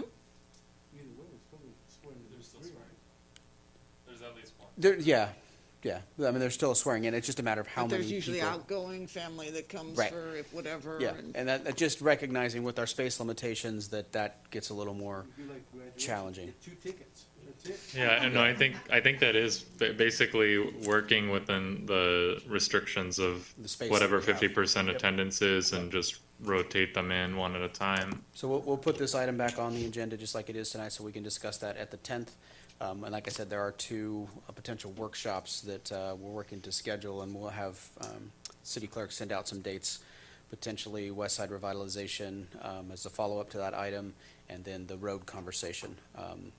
That those dates would be looking at potentially November 12th for the West Side Revitalization Plan, and the roads conversation December 10th would be a Thursday after the council meeting, again with the new council potentially. That's kind of the thought process right now. Just wanted to keep those on the radar and how we plan for those activities. One more thought about the in-person public comment part. Since they're going to be coming in here and then leaving, and then we're going to have agendized items, I think it would make sense for them to be able to speak to any of the agendized items while they're here in person. Because otherwise they're going to have to leave, and then the meeting will continue, and they won't have an opportunity to speak to that. If they have a comment on, say, agenda item 9A, you're saying allow them to make their public comment and then any comments on that item when they come in? That's my thinking, because otherwise they would have to leave. I'm confused. So since let's say there's someone that comes in for the general public comment, they come in person and do it, and then they have to leave while the rest of the meeting continues. Right. Allow them to be able to speak to a future item that is agendized because they're no longer in person, and then. I gotcha. Sure, absolutely. So the only thing we would need clarification from council on is right now we have a time limitation of 3 minutes. And to the mayor's point earlier, one of the reasons to not temperature check is because people are kind of in and out. So get direction from council on whether or not, at least for the in-person folks, whether or not if they're covering more than one item, they're going to have additional time. Is it 3 minutes per item, or how do you want to do that? And then does that change the philosophy? Because somebody could be there for potentially 15, 18 minutes if they're covering several items. I would suggest that if they're wanting to speak on 2 items, they would then get 5 minutes for their comments. And if they only have 1 item or they're just doing general public comment, they can stick to 3 minutes. Would that be legal to do, Doug? Under the executive rules, yeah, you guys can make the rules how you deem fit to make this work. I guess one of the concerns I would have on this is that if sometimes we have an item that comes up that's pretty controversial, and suppose we get, so you can have 8 people come through, and they're all on one side of an issue, and then you can't get anybody else on the other side. How do we make it equitable? But we still have Zoom. we still have Zoom, Yeah, right? I think And they can still call in. And I think it will be interesting. I think we'll know on the the first or second meeting on how many people are actually coming. I still think there is some general trepidation of some folks coming into the room. So it's almost like we just wait to see how the first one goes. We'll put that agenda item on there and we can, adjust as we go along, just knowing that this has been a fluid. Yeah. Yeah, it's been a fluid situation, so I think this is probably the easiest way to tiptoe into this and recognize that we can put the brakes on it and, pivot with however things go. All right. Moving on to public safety briefing is written, and then the COVID update. Yes, ma'am, Mayor, Council.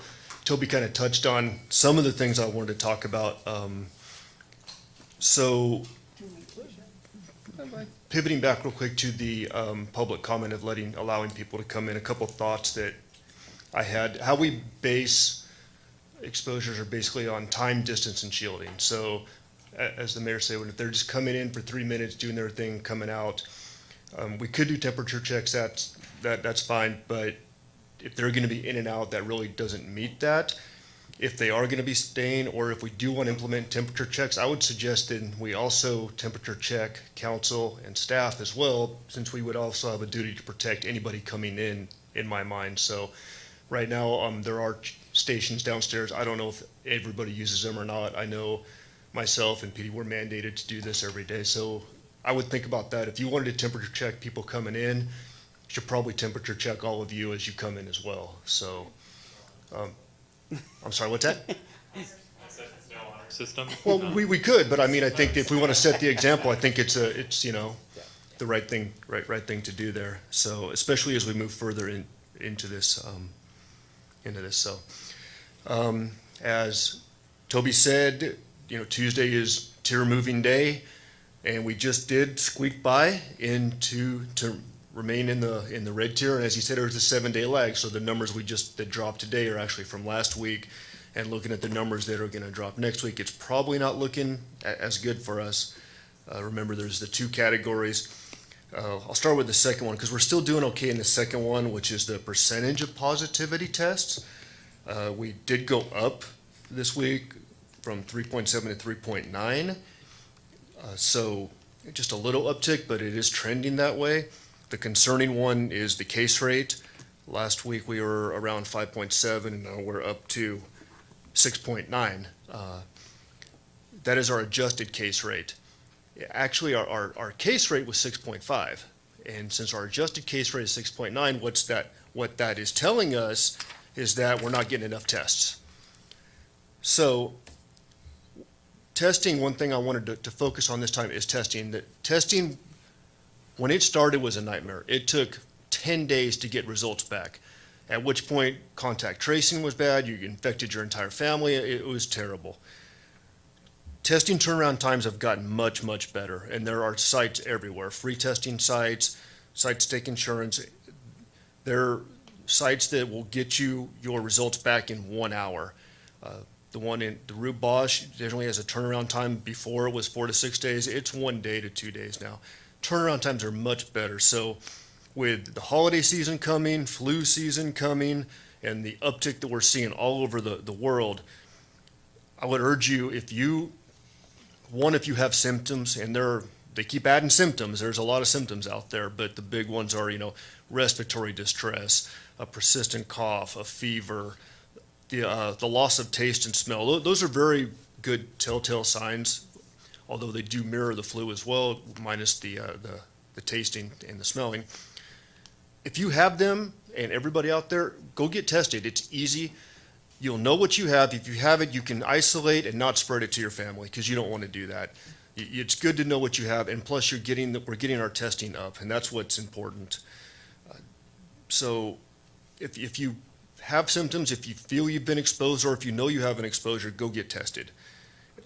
That will get our adjusted case rate down and hopefully allow us to stay in the red tier and move forward. As Toby said, I anticipate next week's drops, which has already happened, it ended today, is going to probably put us into the purple metric. You have to meet that for 2 weeks before they move you back.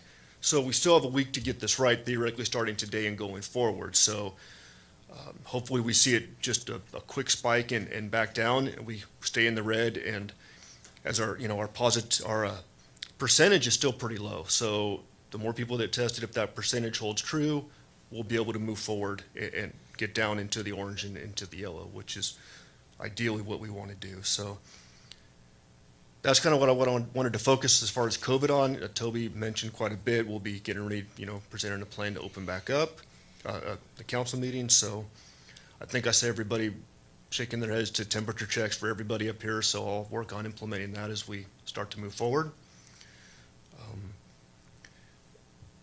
The stats are the doubling rate is way out there. I mean, we're doing really well.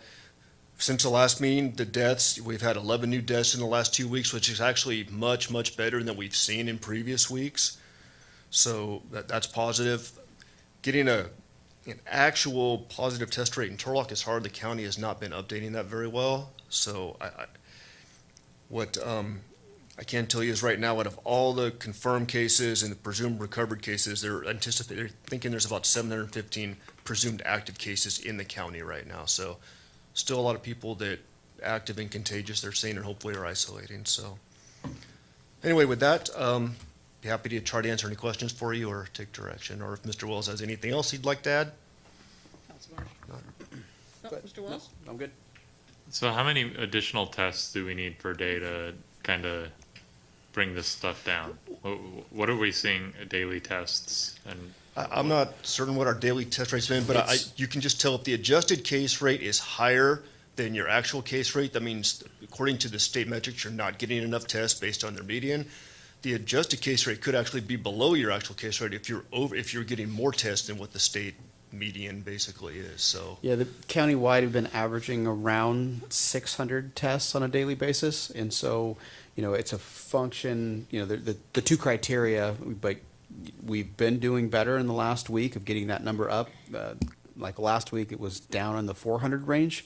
So, really need to be in that 600-800 range countywide to really kind of keep that metric at bay. I mean, the higher, the better under that metric. But, the flip side is you test more, you're likely going to see more positives. So there's a balance, and that's why those two metrics are chosen but we have more room on the case positivity rate. So you can see an increase there and still be able to keep us in the red. So, and that's the messaging that the county is doing pretty significantly, and they actually have created some mobile testing sites. So they've actually taken their testing to different locations. So like the National Guard, I believe, was doing testing at El Ramatito in Ceres, the flea market. They saw mobile testing at 1010 10th Street at the county facility out at CSA. So they're really taking this message out there, and if you've been exposed, if there's any concerns about potential exposure, go get tested. So it is seeing an increase. It just needs to keep moving in that direction. So when schools are opening right now, and purple hits, they have to close again? Is that No, correct? no. So one interesting thing to note about the purple and the red tier, so you had to be within the red tier for 2 weeks, and then schools can reopen without a waiver. So right now, schools can open with a waiver, but it's limited to K through 6. The ability to go forward, it doesn't change. If we were to go backwards, once the schools have opened or have their plans to reopen, they don't have to go backwards, regardless of what tier we're in. So now that we've hit red and those schools open, even if we go to purple, the schools can still stay open. And one other piece that's important is the county challenged 3 weeks ago the data that would have allowed us to be in red. The adjustment factor kicked us out of red. The county challenged that and won that challenge, basically the adjudication process with California Department of Public Health, which indicates that we've actually been in red for 3 weeks rather than 2 weeks. So schools under this, and they just announced it this week, the schools are actually able to open tomorrow. And basically we're already a week in the red, which buys us a little more cushion to this going backwards to the purple, because we've now been in the red for 3. So important to note, and obviously Turlock Unified School District has their plan in place, and they're implementing their plan. They started their pre-K and kindergarten students came back yesterday on a modified schedule, and they've got it kind of laid out for the future. And it doesn't appear that would change if we move back into purple. I say that carefully, doesn't appear based on what we know today. But as we've all learned over the past 6 or 7 months, our governor is not opposed to changing the rules at any time he feels like it. So that's what the rules we know today, and that's what our expectations are for at least the next week. All right. Moving on, Ms. Van Gelder, Columbia Park. Good evening, Mayor and Council. Can you hear me? Yes. Awesome. I'm very excited to inform you that we have a date and time scheduled for the virtual town hall meeting regarding the Columbia Park Master Plan. I must say that your ad hoc committee has been working extremely hard over the last several weeks alongside staff. We are also going to be finalizing the community survey this week, as well as the SWOT analysis that will be the focus of our town hall meeting. We hope that these tools will be able to provide the community with a thorough review of the current facility, the challenges, as well as the various designs that are being presented. We encourage our community to please register online if they'd like to participate and stay up to date with the information as we distribute it. Again, the community virtual town hall meeting will be on Monday, November 9th, between 6 and 7. We have a Zoom invitation that will be distributed this week. Hopefully, we're looking at finalizing all of our marketing materials. But again, I just really want to thank the ad hoc committee. They have been very engaged in the process and provided a lot of really good insight.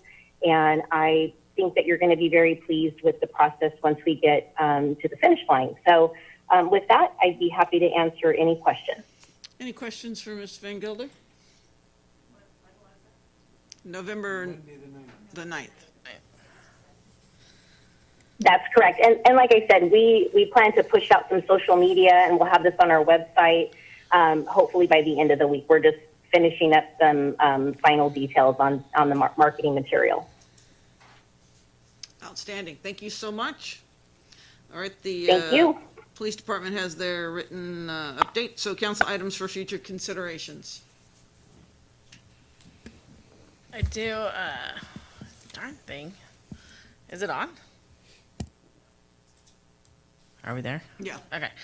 I think we do need to revisit putting a capital expenditure, and I don't know if we did that our last budget session. Do you remember? For facilities upgrade. Yeah. So it's we need to put typically that. included in a 5-year capital expenditure plan. We did. The facilities are typically included in there. Because, there's many items that need to be addressed. We don't want City Hall falling down on everyone. There was one more. No, it just left. I'll come back to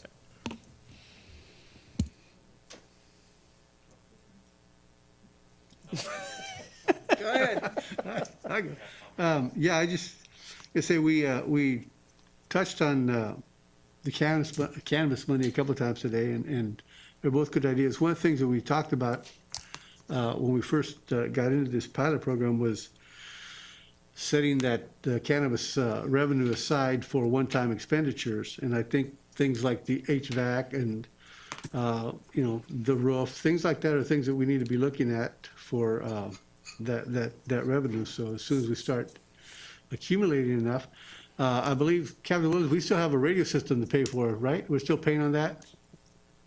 We are in the second year of a 10-year lease. Yeah, 10-year lease. So anything we can throw on that to pay it down. So, and I think these are things that we need to use that one-time expenses. I still don't want to make sure it gets in a general budget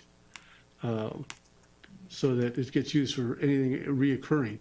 I think we need to make sure that we're doing, so if we can kind of So we have a budget. We have a track budget. where we are We have a and budget see update. what we can use it on. Yeah, budget update is coming at the next meeting on November 10th. Beautiful. We will be reviewing the first quarter and the year end for 1920, unaudited, and that is one of the topics is we do have an item for a potential expenditure that would be coming the first meeting in December as well. Would be the first allocation. We're on the same page. Isn't that great? Anybody else? All right, I think that we also need at the next meeting to, besides an update on the budget, we need to actually start talking about the plan. Whether or not Measure A is gonna pass, we have to have a plan. We have to get something in writing and start working towards it. If we just wait here, holding our breath, and then whatever happens, and then we start to move, it's gonna take months and months to react. And that's not the way we should be doing business. So I hope we can put that on the agenda, please.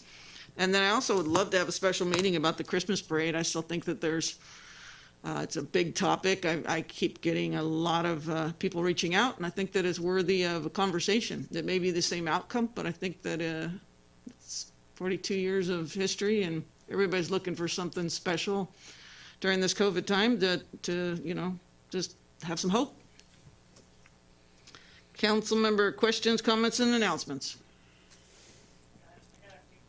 Okay. So considering this is, my last few meetings, which I'm sad about, I have to admit.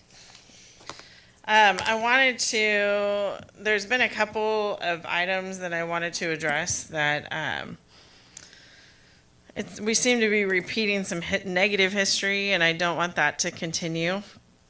It's real easy in this day and age of social media to sit behind your computer and type nasty things and throw out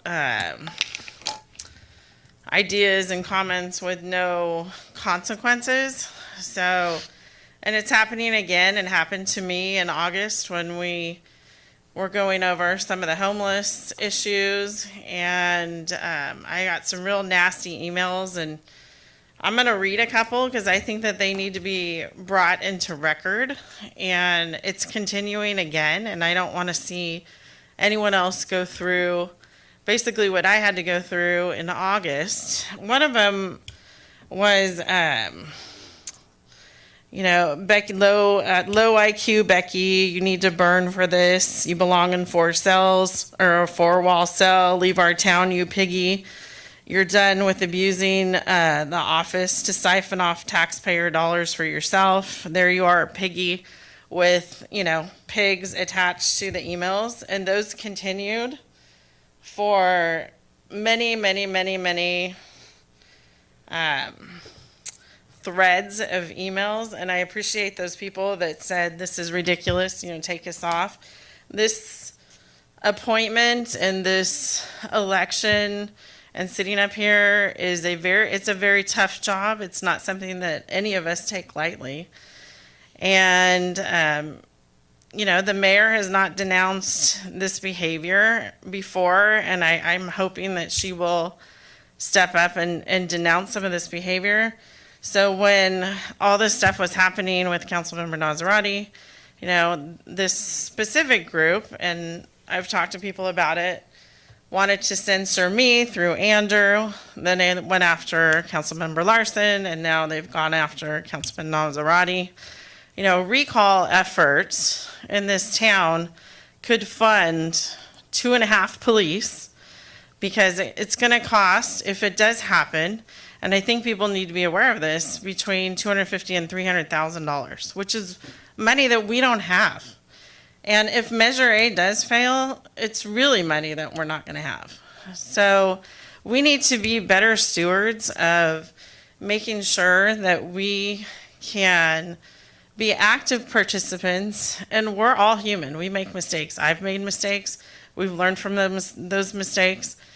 I just feel like right now, with the age of social media, I went to a function with Congressman Josh Harder, and we had a conversation about this, that you used to be able to disagree with someone and agree to disagree, but for some reason right now you agree to disagree and they hate you for your opinion. And that's not how government used to be. And maybe that's coming from the top. I don't know where it's coming from, but we're all here to funnel ideas. And although I'm not up for re-election, I know the next people that are coming in are going to probably go through the same challenges that we have. And that's not fair because they're sitting here being good stewards for the community and for the people that they represent. You know, I feel like these media threats that we've been getting in the last couple of days regarding Councilman Nazarati have been completely unfounded. From my perspective, he's done nothing wrong from a policy perspective. So I wanted to put that out there. I think that his passion and his leadership have been portrayed through the things that he's done. And although I wouldn't do some of the things that he has done, that's what makes us all different. And it makes us a very collective group so that we can represent everyone, not just one entity. So I hope moving forward in this time of election process that people think about, you know, we need to move Turlock forward. We as a group have really conquered some very strategic things. We've got a water treatment plant that is going on. You know, although I do understand people are, you know, their pocketbooks are tight. Hopefully, you know, we won't have to do that last round of hikes. And, you know, Councilmember Larson had proposed, and the mayor actually had proposed, you know, a fee structure for people that could not afford to pay their water bills. And I hope that people utilize that. And I hope that, you know, that they can move forward and they can get the help that they need. And that's what really we're here for. So I think, you know, all this negative energy regarding, you know, things that we've done or things that we shouldn't have done or things that we should do, you really need to give, and I really hope that they give the next round of individuals that sit up here a chance to understand what the process is and not to threaten people with their lives and go after their children, which they've done with me. And, you know, I really thank Chief Amafar for, you know, mentoring me through that because that was tough. So I just wanted to, you know, thank everyone for reaching out to me. All the employees have been phenomenal. And I know I was going to cry. So I just want to thank my peers up here for, you know, standing behind each other and supporting each other. And whatever happens, I know that the right people will be sitting up here and that you guys will move Turlock forward with the wonderful city manager that we have. City leadership has evolved into a very consequential business. And when we turn things over continuously, you can't move things forward. So I hope and I pray for you guys to have wisdom and godliness and guidance and, you know, protectiveness with what you've been given and the charge that you will be given for the next 2 years, because COVID's been tough. You know, we've all had to make those tough decisions. But having, you know, these email threads go through, you know, everybody's emails as they have, it's very destructive. And we need to make sure that we are supporting each other, and people that are from Turlock do not act like this. We are better than that. So let's move forward in a positive manner. We have a very collective group who are very smart and very capable to move Turlock in the direction that it needs to be. So I just want to thank you for letting me be up here. Appointed, elected, I don't care. I totally enjoyed being here.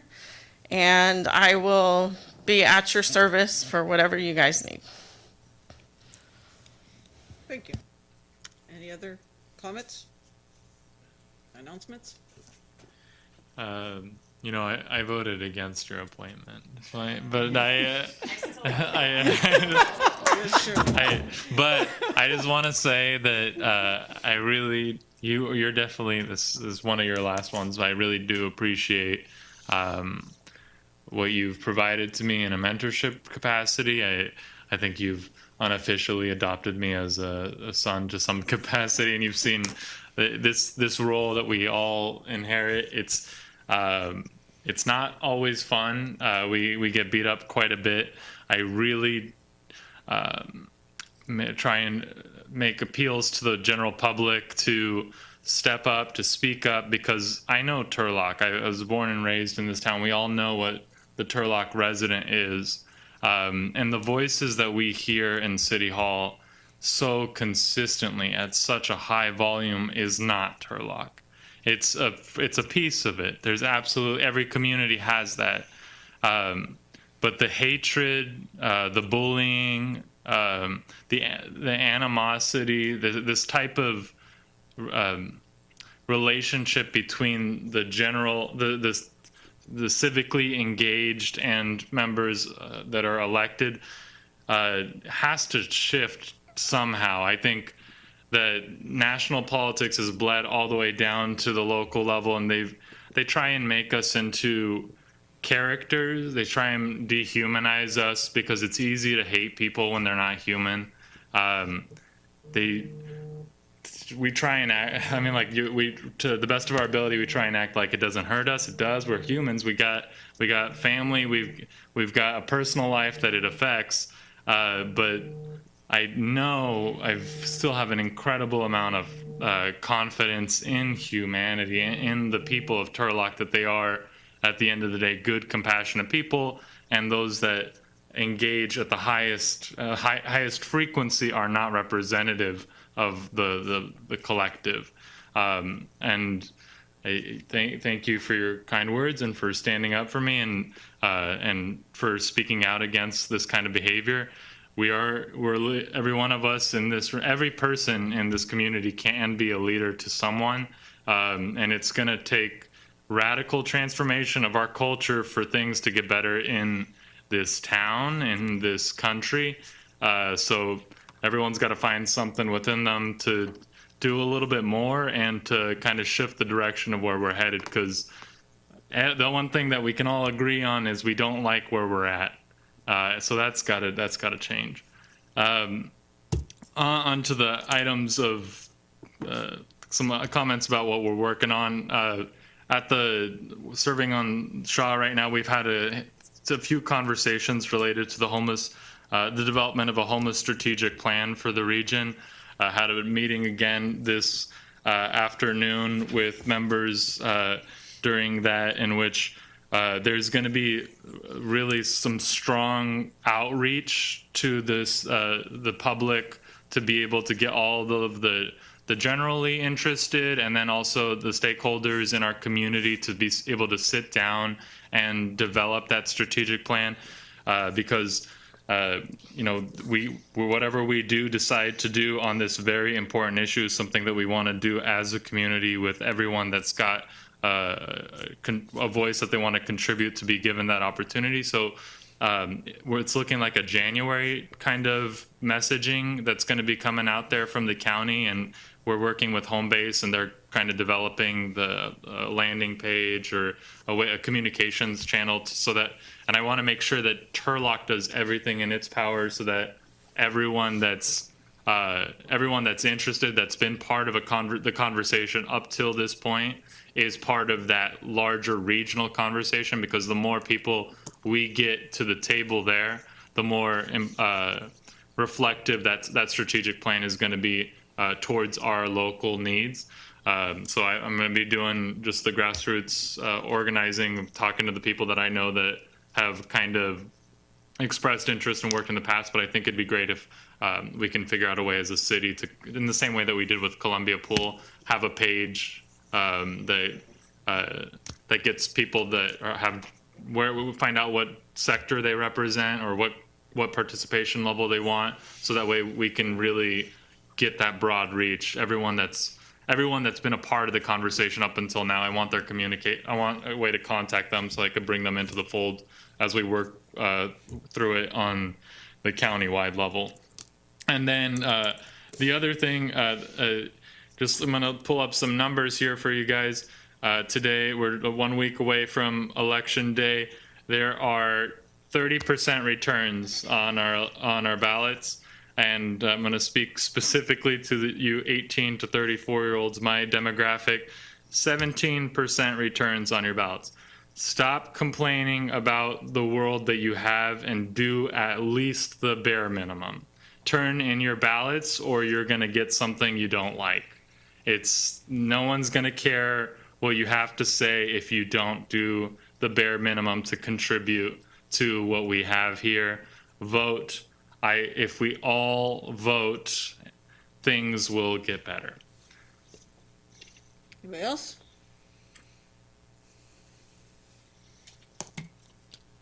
Yeah, a couple of things.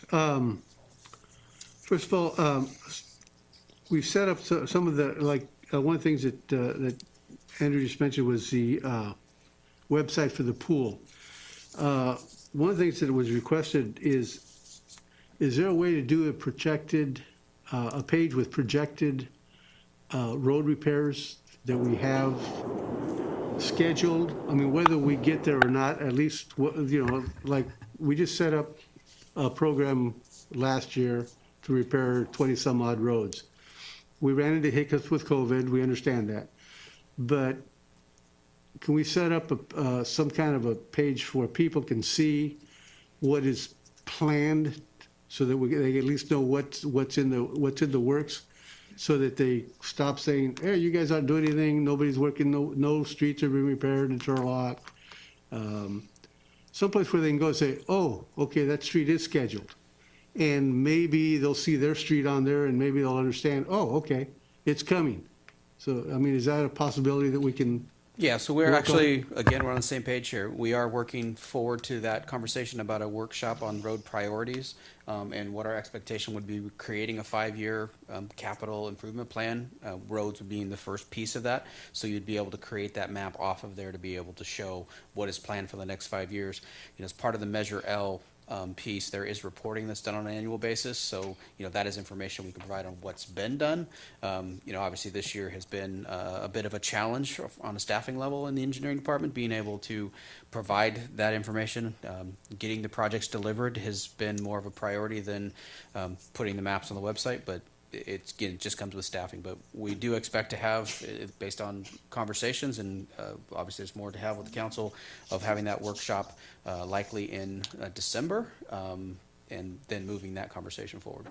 Okay, great, thank you. That was my question. Now my comments. Wow. Yeah, you thought you were done. Yeah. I did. There's a lot of talk about things that are going on, and this may very well be one of my last meetings as well. So, I'm going to throw a few things out there. What people don't understand is, regardless of what happens on November 3rd, it's really it's kind of inconsequential to the meaning of life. In general, we're up here trying to do the best we can. Some people see it, a few don't. A few people won't see it no matter what. So the thing that keeps me focused is that I understand that every day, no matter where I am, what I'm doing, it could be my last day. So it doesn't, it's not about what's going to happen on November 3rd. I mean, I'll wake up tomorrow, okay? Did I do the best I could today? That's my goal. That's what I'm going to focus on. I'm going to do that today. I did that yesterday. I'm going to do that tomorrow. And that's what I'm going to keep on doing. So if more people look at it as, hey, what can we get done today that's going to help the people around us? I think that's going to be what we need to focus on, and get rid of some of the negativity that's flowing around. It's useless. Doesn't do any good for anybody. If I wake up tomorrow morning, I got a job to do. If I don't, I'll be in a happier place, I'm sure. So, just Disneyland? try to, I don't go there anymore. Okay. Those rides are dangerous. And so, yeah, just focus on doing what's right today. And don't worry about the mistakes we made yesterday, because I guarantee you every one of us has made a mistake yesterday, one way or another, for something. But if we didn't make a mistake, that means we weren't doing anything, folks. So if you're going to accomplish anything, you're going to make mistakes. That's part of life. That happens. So just get over it. Get out of the garbage. Focus on living life and doing the best you can and helping whoever you can help. Okay? If I see you tomorrow, great. See you tomorrow. Councilmember Larson? because we are on the precipice of an election. This will be our last meeting. Thank you so much for your comments, Councilmember Mariano. It's been a pleasure serving on here with you. One of my favorite decisions that I've been a part of was bringing you to this with your wealth of knowledge, your wealth of experience. We are so happy that you even applied for this. Same to you, Councilmember Scare. Being the second most senior person on here with only a couple years under your belt is a challenge, because that's what the majority of us new people look at for that guidance. So, and we appreciate. I really appreciate being able to serve as the alternate and watch on a lot of the transportation committees. It's been great. And also, just some food for thought. Pew Institute released a study a few weeks ago analyzing the impacts of elections on the American people. And today, more than ever, Democrats and Republicans won't acknowledge their friends of opposing ideologies, whether Democrats are more likely to stop friendships based on how they vote, and Republicans are more likely to not acknowledge any of their friends that come from different belief systems, primarily democratic belief systems. And I think there's a term that we all need to be really to acknowledge and really take upon ourselves, which is called intelligent humility. Understanding that we are not the superior, all-knowing being on this earth, and that our friends that are of differing opinions does not cause their character to be something that is bad compared to our own beliefs. I think contributes to the polarization we're living in today. And no matter who your friends, your family vote for on November 3rd or in preparation to that, I hope that we can all acknowledge that that doesn't make them an any different person than us. And such something a term that I hope that we can all keep in the back of our minds: intelligent humility, or just humility in general. I think that would help those situations too. Thank you. Thank you. And just finally, I'll wrap it up. It sounds like we're all asking for grace, so we also need to give it. It goes both ways, and it's important that the public sees us giving grace to each other as well as to them. And be the first to tell everybody I make mistakes every day, and I hope that people give me grace for it. I'm not a big social media person. I'm not stalking any of you. I'm not going to start writing stuff about you or look to see what you're writing about. So if something happens and you want me to know, let me know. I'm just not that person. And so that doesn't make me a bad person. It just means I'm not going to cyber stalk any of you. Anyway, moving on to closed session. Madam Clerk, are you going to do this, or Mr. White? I can do it, Mayor. Let's do it. Thank you, Mayor. For closed session item 13A, we have threat to public services or facilities, California Government Code Section 54957A, consultation with City Manager Toby Wells and City Attorney Douglas L. White. Closed session item 13B, we have conference with legal counsel, existing litigation, California Government Code Section 54956.9D1. Name of case is Annabella Badalian, Matthew Jacob versus City of Turlock. Case number CV 20004616. Closed session item 13C, public employee performance evaluation, California Government Code Section 54957B1, title City Attorney. Thank you. And we'll be back to report out after we make some decisions.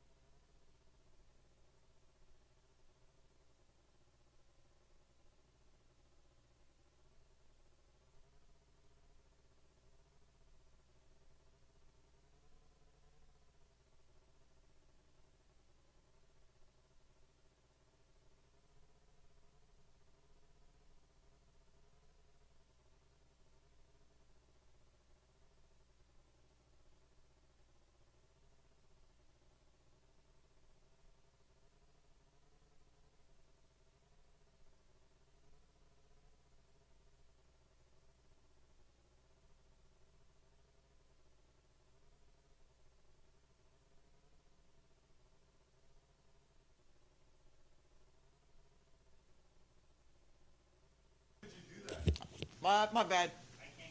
Andrew kept talking. It was. That was Now not I'm curious what your back my lips were sealed. It was the first time I'm like, I'll let it go. Second time I'm like, let's do this. Did you guys get your flu shots? What's written? Unless no one opposed. You were on the list and I. Oh, good, okay, yes. Bro. Happy, All right, we're good. All right, coming back from closed session. Madam Clerk, would you report out, please? And thank you, Mayor. For closed session items 13A and 13B, council provided direction to staff, but no reportable action was taken. For closed session item 13C, the council completed the city attorney's evaluation, and the city attorney received an above satisfactory review. Thank you. All in favor of adjournment, say aye.